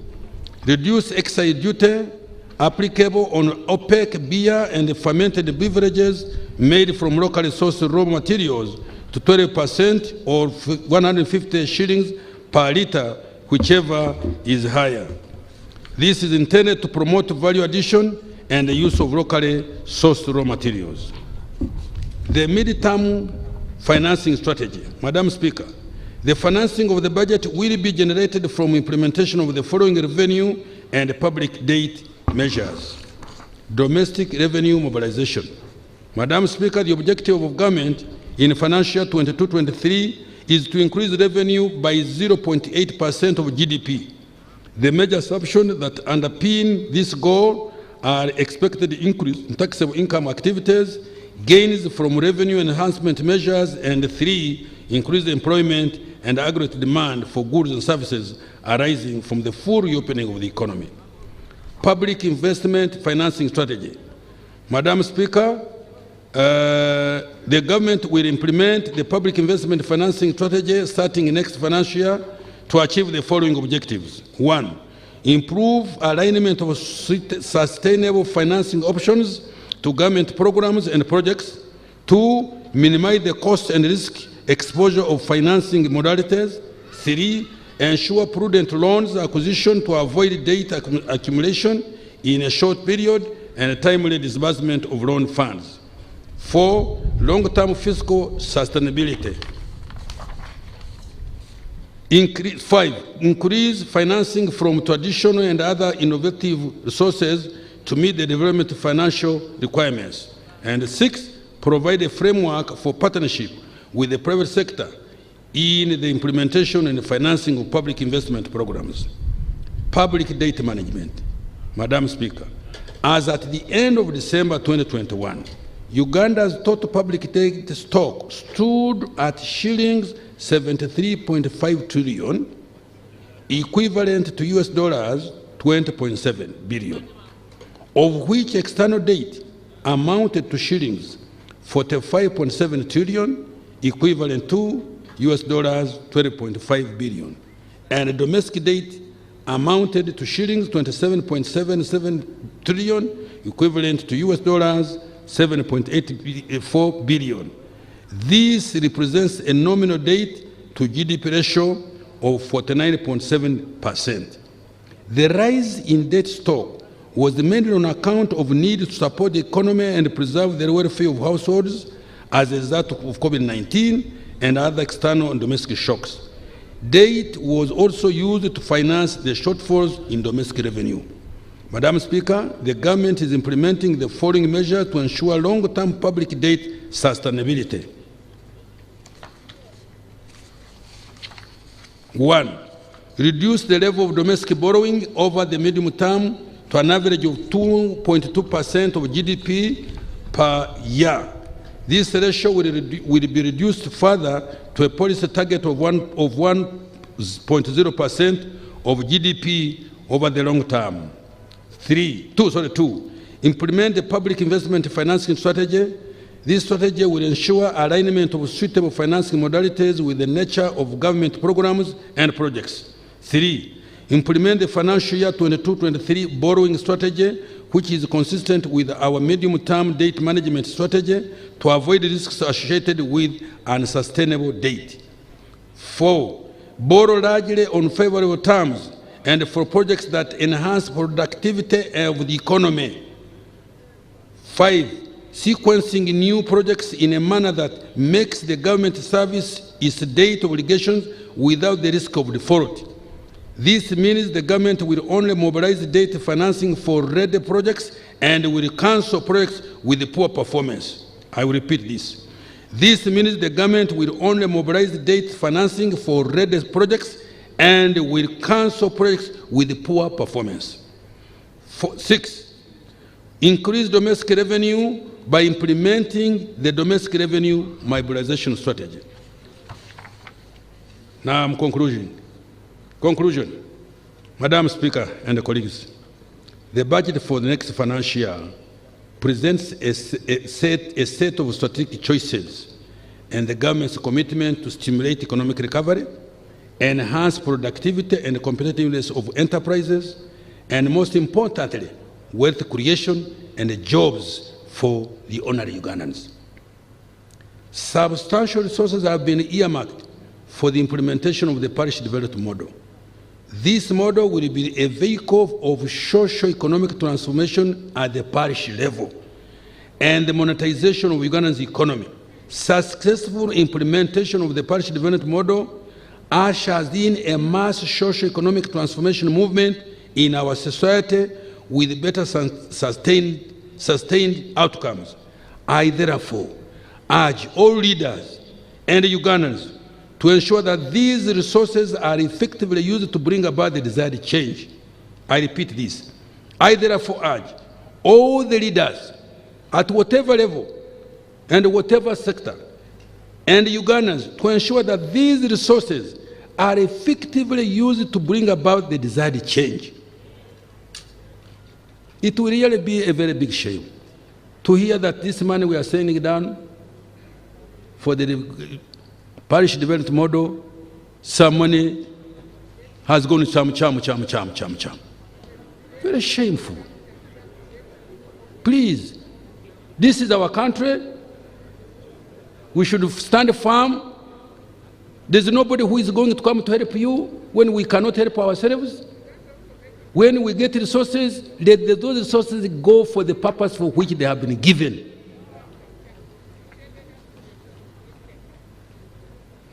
To the Ugandan scientists and health workers, government has fulfilled its commitment to enhancing your pay.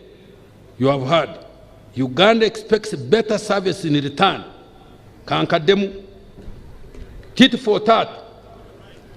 Tit for tat. Mpankwe.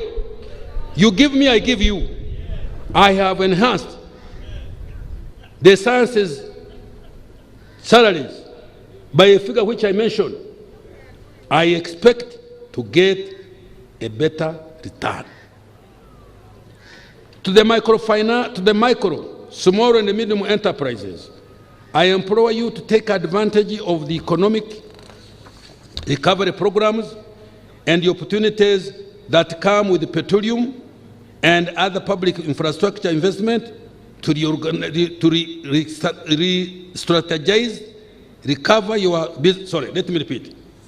Recovery programs and the opportunities that come with petroleum and other public infrastructure investments to re-strategize, recover your businesses, expand, and formalize. This way, you will be able to benefit more from the now bigger East African community market and create decent and better paying jobs for our children. For our who?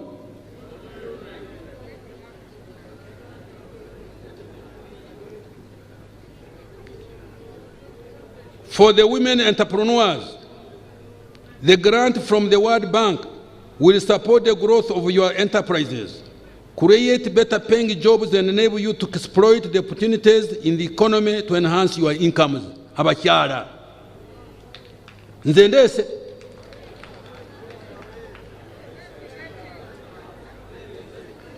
For me to be happy and to believe that you have responded, you must be productive. You must be productive, more wealth, and more bigger business, both internally and externally, and you give me taxes so that I don't have to go to borrow and be abused as an old man, that what have you come here, go back to Uganda. This has happened to me in one case. Madam Speaker, I dedicate this budget to delivering the Ugandan household still in the subsistence to the money economy.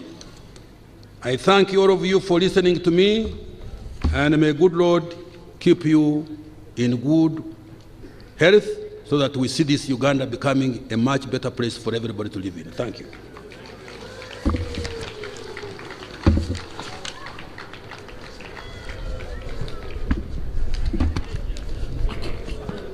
Thank you so much, Honorable Minister of Finance. Item number 6, remarks by His Excellency the President.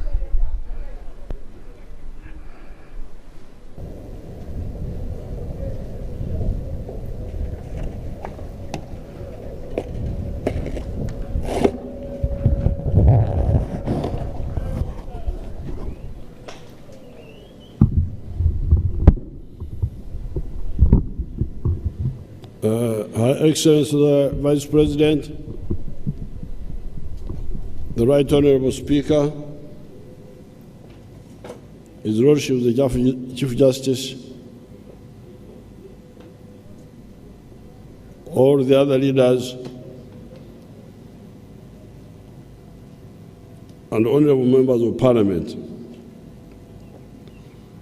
You have heard the speech by the Minister. It is clear enough. I just want to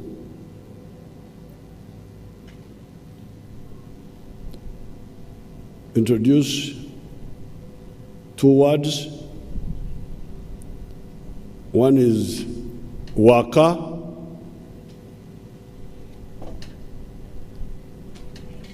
and those who speak our actual language know that waka, wake, wake. Wake means boasting. You boast. The Banyankole call it okwesimirana. When you are on a beer party among the Banyankole, you can say, I have got more cows than all of you. You boast. And with the Banyankole, they just laugh. They don't take offense. Because they also want to be rich like you. But But I'm told that among the Achoris, they may spear you. That if you work, they may spear you. But since I'm a bit far from Ugura, I can work here.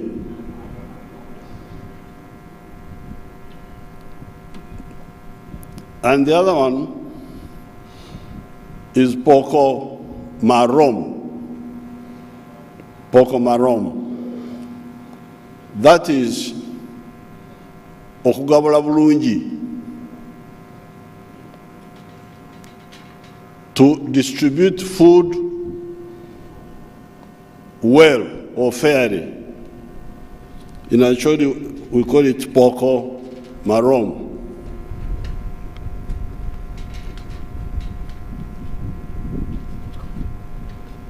In 2005 and 6, the country was getting into a problem.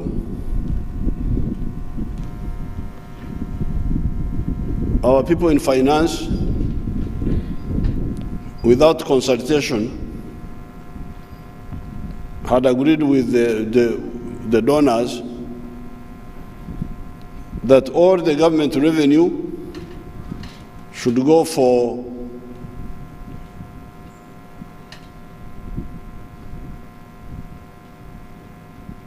expenditure of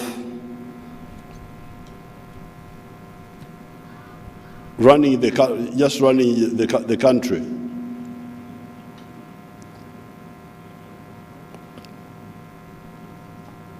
Salaries and so on. And that what they call recurrent expenditure. And that the development budget will only be supported by the donors.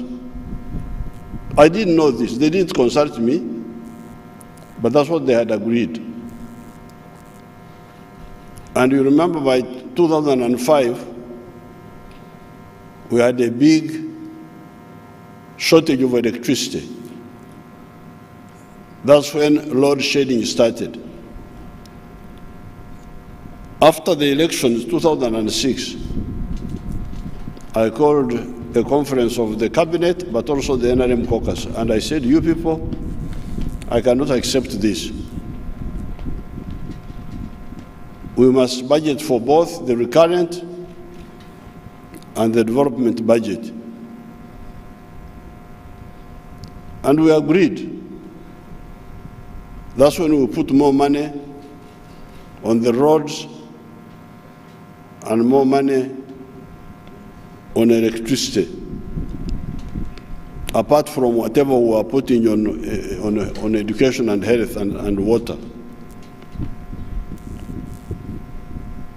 Now, I was checking the results of that decision, which was Poko Marom. If you go on the roads, I have the whole list here.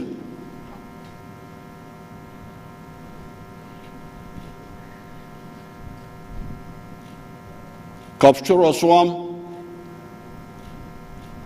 there was government funding there, together with some other funds. Bulima Kaboya, government funding there with others. Nyakaita Kazo, government funding with others. Bumbovi Rohaha, government funding. Chigumba Bulima, government funding. Rukunjiri Chihi, government funding with others. Masaka Bukakata, government funding with others.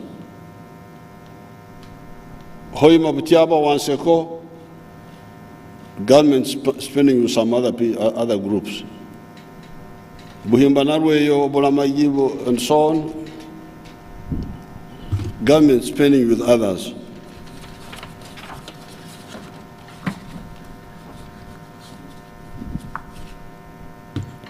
Masindi Park, Paraburisa, government funding with others. Hoha, Nyairongo, Charusesha, Butore, Kabale, Kizaramfumbi, government funding with others. Atiak, Laropi, government funding with others. Kampala Northern Bypass, government funding with others. Kampala Gayaza Zirobwe, government funding alone, nobody else, just government money. Matugasemto, government funding alone.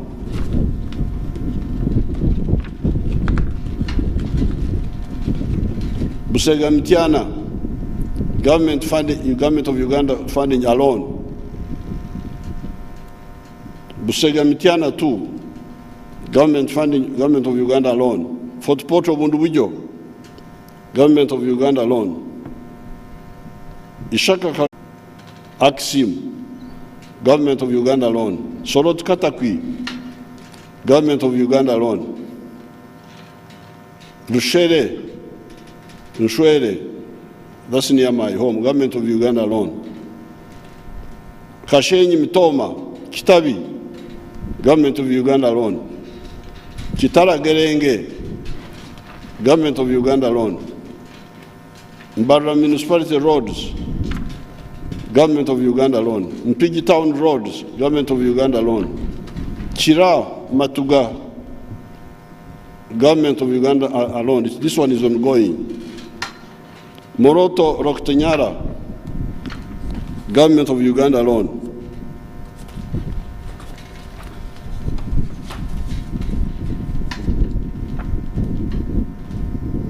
Entebbe Hospital, Entebbe Pediatric Hospital, government of Uganda alone. Chirama Tuga, government of Uganda alone. Najanamkumbi Busawala, government of Uganda alone.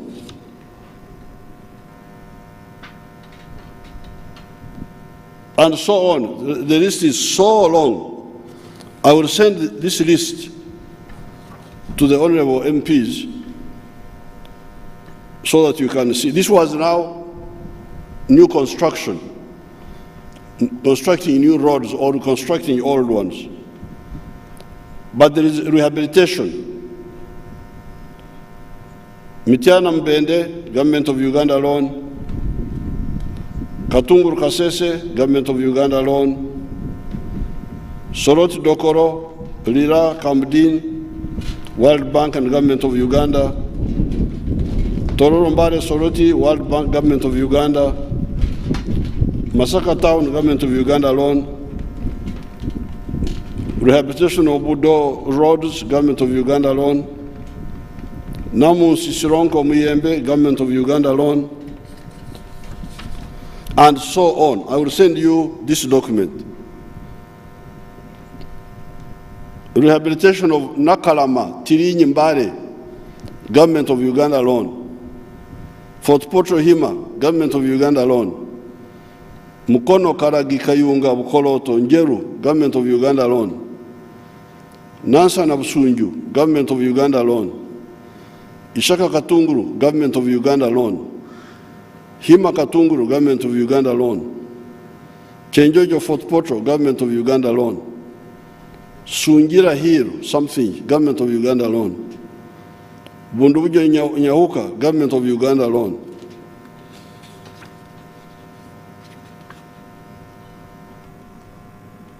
Mvara Idiofe, this is in Arua, government of Uganda alone.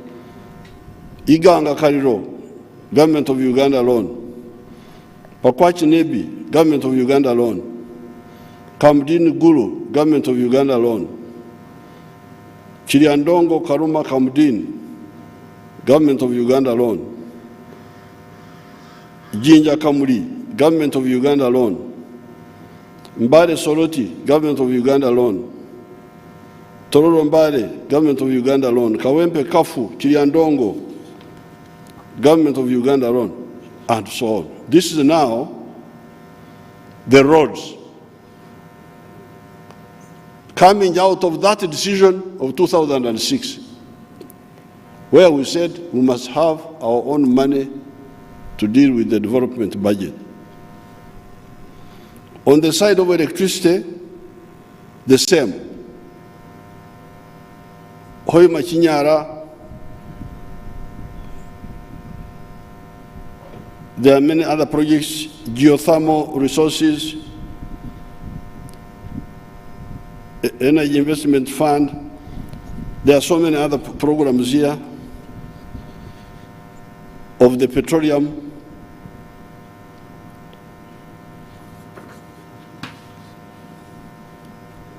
So many projects, nuclear energy,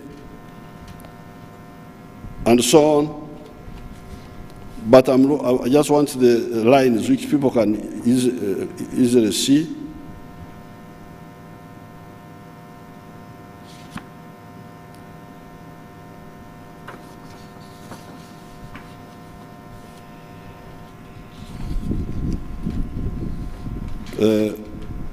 Mbarankenda, Tororia, government of Uganda with some other people, some project here, abbreviation, industrial parks, government of Uganda with some other people,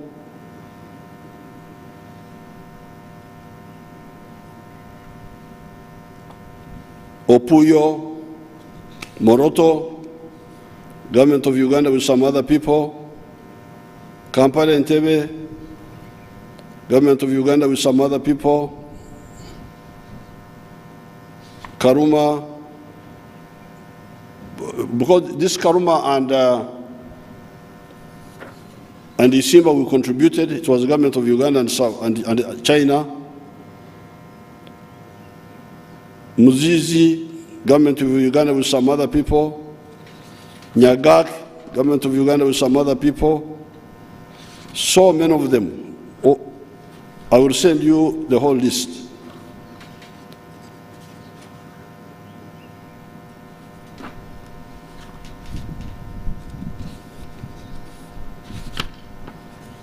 So, the point I'm making here is that the Poko, Marong, the Okugabro Ulungi, this money has made so much impact. And on the area of science and technology, we have built the Chira motors. We are working on putting a satellite in space with our own money. The pathogen economy, the vaccines, which I hear you attacking Musener about. I'll come back and defend Musener and people will hide somewhere. Because God fortunately gave me my voice. I can talk, you can talk, but I can also talk. The human vaccines, the anti-tick vaccine, the foot and mouth and swine fever vaccine, digital electronics and automation, all these are funded by the government of Uganda, either wholly or partially. So this shows you, that's why I thought I should do. Wake, is it Wake? I thought I should come here and really boast. Say, you see, didn't I tell you? And because of these measures, you had in the speech of the minister saying that the GDP per capita is now 1,046. This is what I had told you here the other day. But he did not come out to clearly say that we have now entered the entrance of the middle income. I don't know what he feared.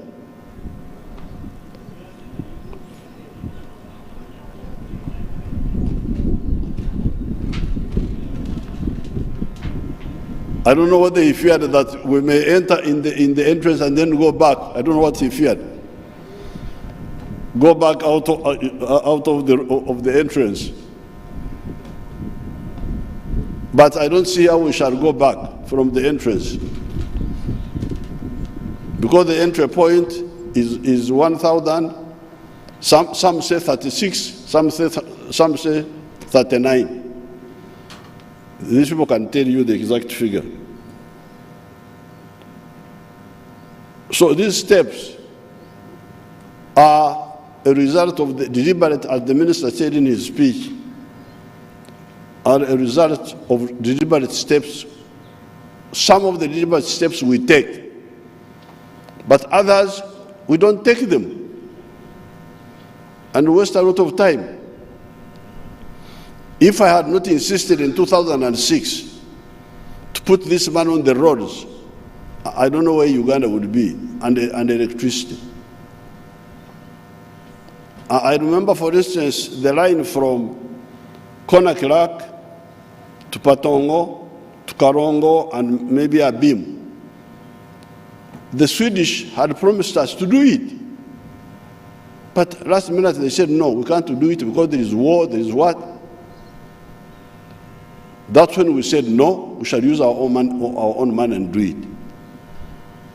And we did not only take the line to Patongo and Kalongo and Abim, but we went even further to the Lamos and so on.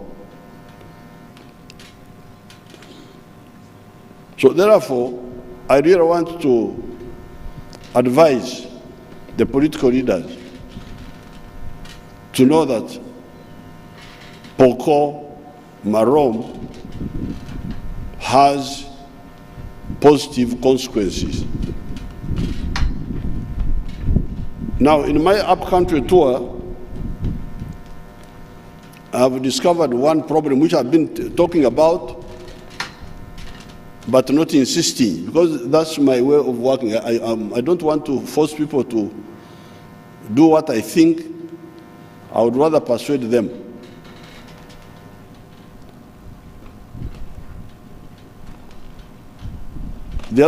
Just the other day we were in Moroto, and we were looking at the UBOS figures. The primary 7 completion rate in the whole of Uganda apparently is 38%. The children who go into the primary school and finish P7 are only 38 out of 100, which means that 62 go back to the village. They don't finish P7. And in the case of Karamoja, we found it was only 6 children out of 100 who finished primary 7. And you remember during the elections, I was talking about it.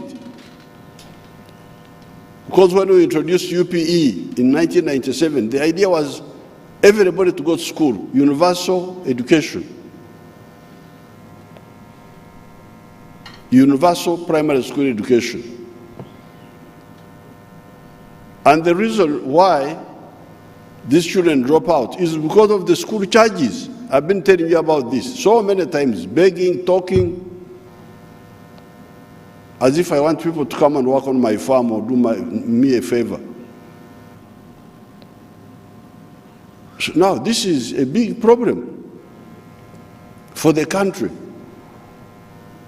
To find that children, and you can see it in the elections, I was talking about it. In the primary school, the enrollment is 10 million something, 10 point something, almost 11. But in the secondary schools, only 2 million. Where have the other 8 gone? Of course, in the 10 million, it did not come out that many of them drop out. Of course, many of them drop out. They don't go to the secondary school. So therefore, I call on the political class, especially the NRM people, to say no. We must budget for free and even compulsory primary school education. We budget for it and we stop these teachers greedy for money, collecting money from these children in government schools. This is what I wanted from the beginning, but I can't do it alone. Uganda doesn't belong to me. From 1997, this was my wish. When we introduced UPE, the idea was everybody should finish secondary education. So we should not be talking of 2 million children in the secondary school, we should be talking of 10 million in the secondary school, because secondary school years are S1 to S6, 6 years, they're almost the same as P1 to P7. So why should you have 10 million, almost 11 million in primary and only 2 million in secondary? Where have the others gone? So we may not do it this year because this budget is now finished, but in the next financial, 1 or 2 financial years, we should really work and insist on free and compulsory primary, maybe even with secondary education, and stop all these pharaohs who are looking for money through education. Get out, go in the primary school, private schools and look for money there, not in the government ones. Disgusting. Sending children out of school because we are looking for money, for allowances, for what? It's really disgusting.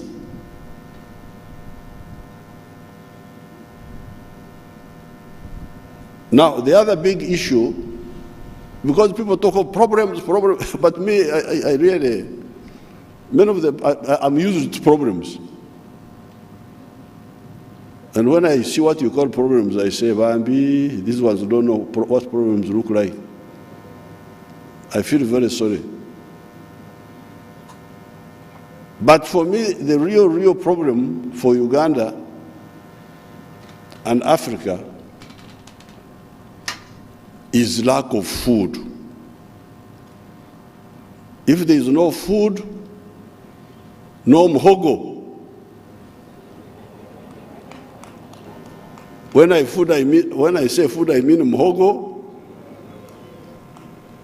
I mean bananas. I mean akalo. If the akalo was not there, I don't know what I will do. I mean maize. Maize is important for kaunga, for animal feeds, for fish meals, beans, of course, milk, amate munangi, beef. These are the ones that would do. I would not sleep if we had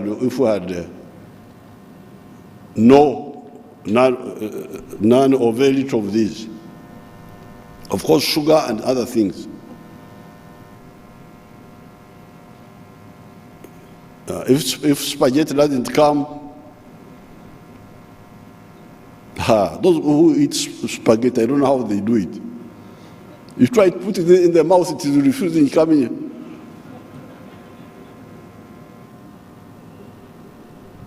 Why don't you do enogo? You know enogo?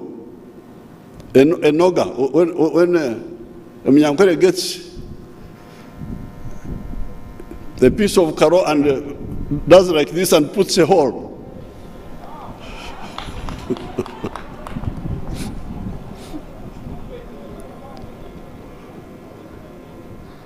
What do they call it in Luo? this one, Omona is a former law. He doesn't know anything. Somebody help me, please.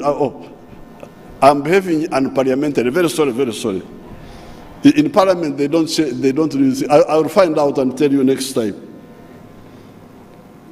So, as long as Uganda is producing enough food,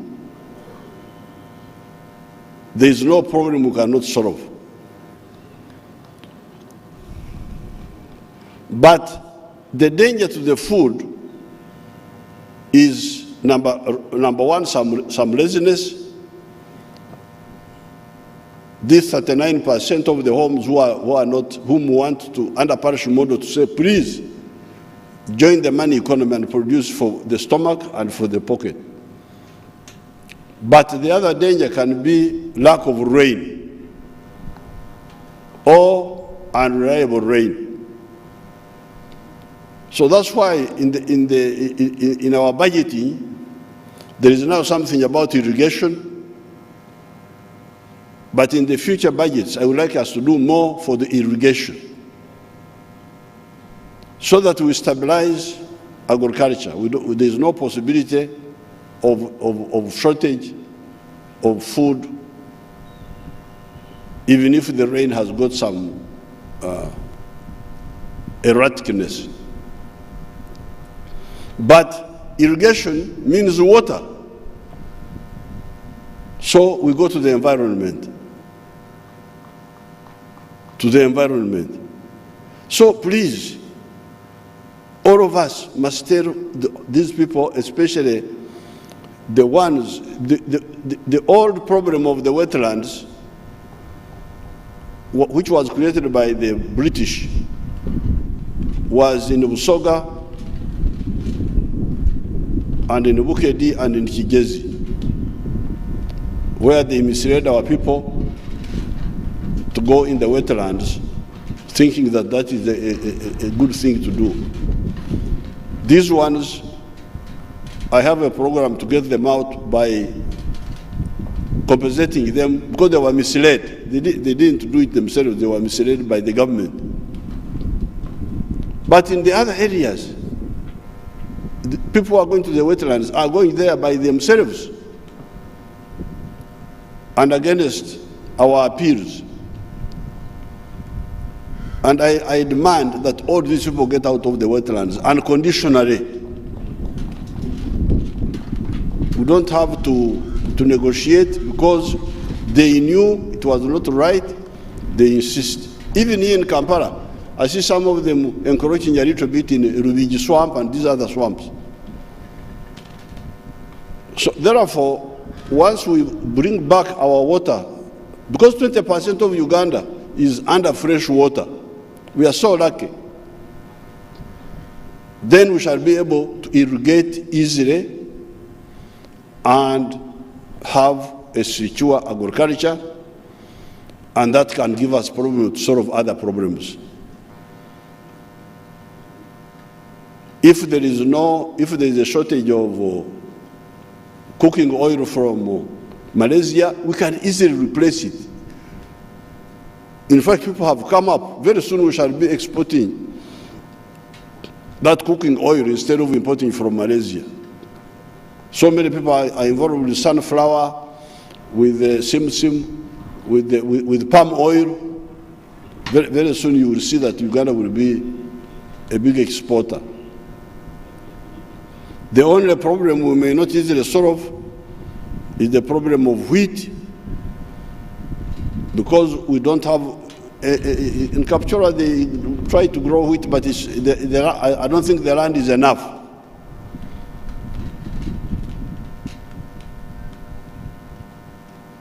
I will talk with the people of agriculture,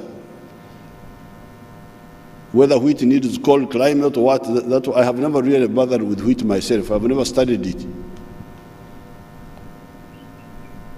Then on petroleum, in the next few years we shall have our own petroleum, as you know.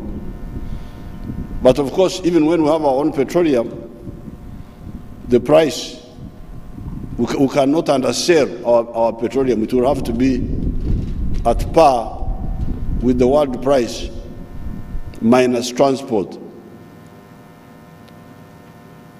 So yes, it somehow deals with it, but not entirely. With fuel, we may have to. I think the real answer to expensive petroleum is rail transport. If we repair our railway to Pakwach, like the minister is saying, and we transport many of the things on the railway, then the demand for fuel, for petrol will go down, and diesel, at least for cargo. And later on with Kasese, that is the real answer to the problem of high petroleum prices. So I congratulate the minister,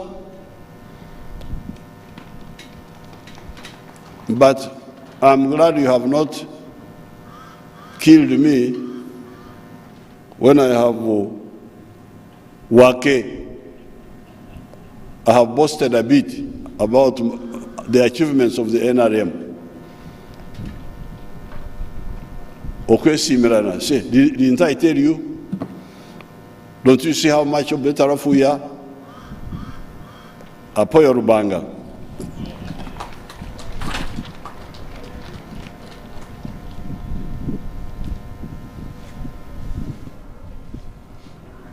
Thank you so much, Your Excellency, for laying down the various projects and the programs that you intend to implement during the financial year 2022-2023. I sincerely want to thank my very able and active members of Parliament for ensuring that this day comes to reality. Thank you so much for working tirelessly for ensuring that the day comes to reality. You've had, honorable members, as executive embarks on implementation of the budget from 1st July 2022, it is our noble duty to do our oversight role so as to ensure that the funds that have been allocated are being used for intended use and there is value for money. Mr. President, as has been the case before, thank you for having a clear vision of where the country is moving and championing this vision with commitment and dedication. And we are also happy that you've talked about free education, and members of Parliament, our first priority in 2023-2024 should be budgeting for free education. I once again want to thank you, Your Excellency, General Yoweri Kaguta Museveni, for fulfilling your obligation of tabling the budget for the financial year 2022-2023. The rest is now left to the technical team. Whereas it has always been our practice to meet and interact after such an important occasion like today, the current circumstances do not permit us to do so because COVID is still with us.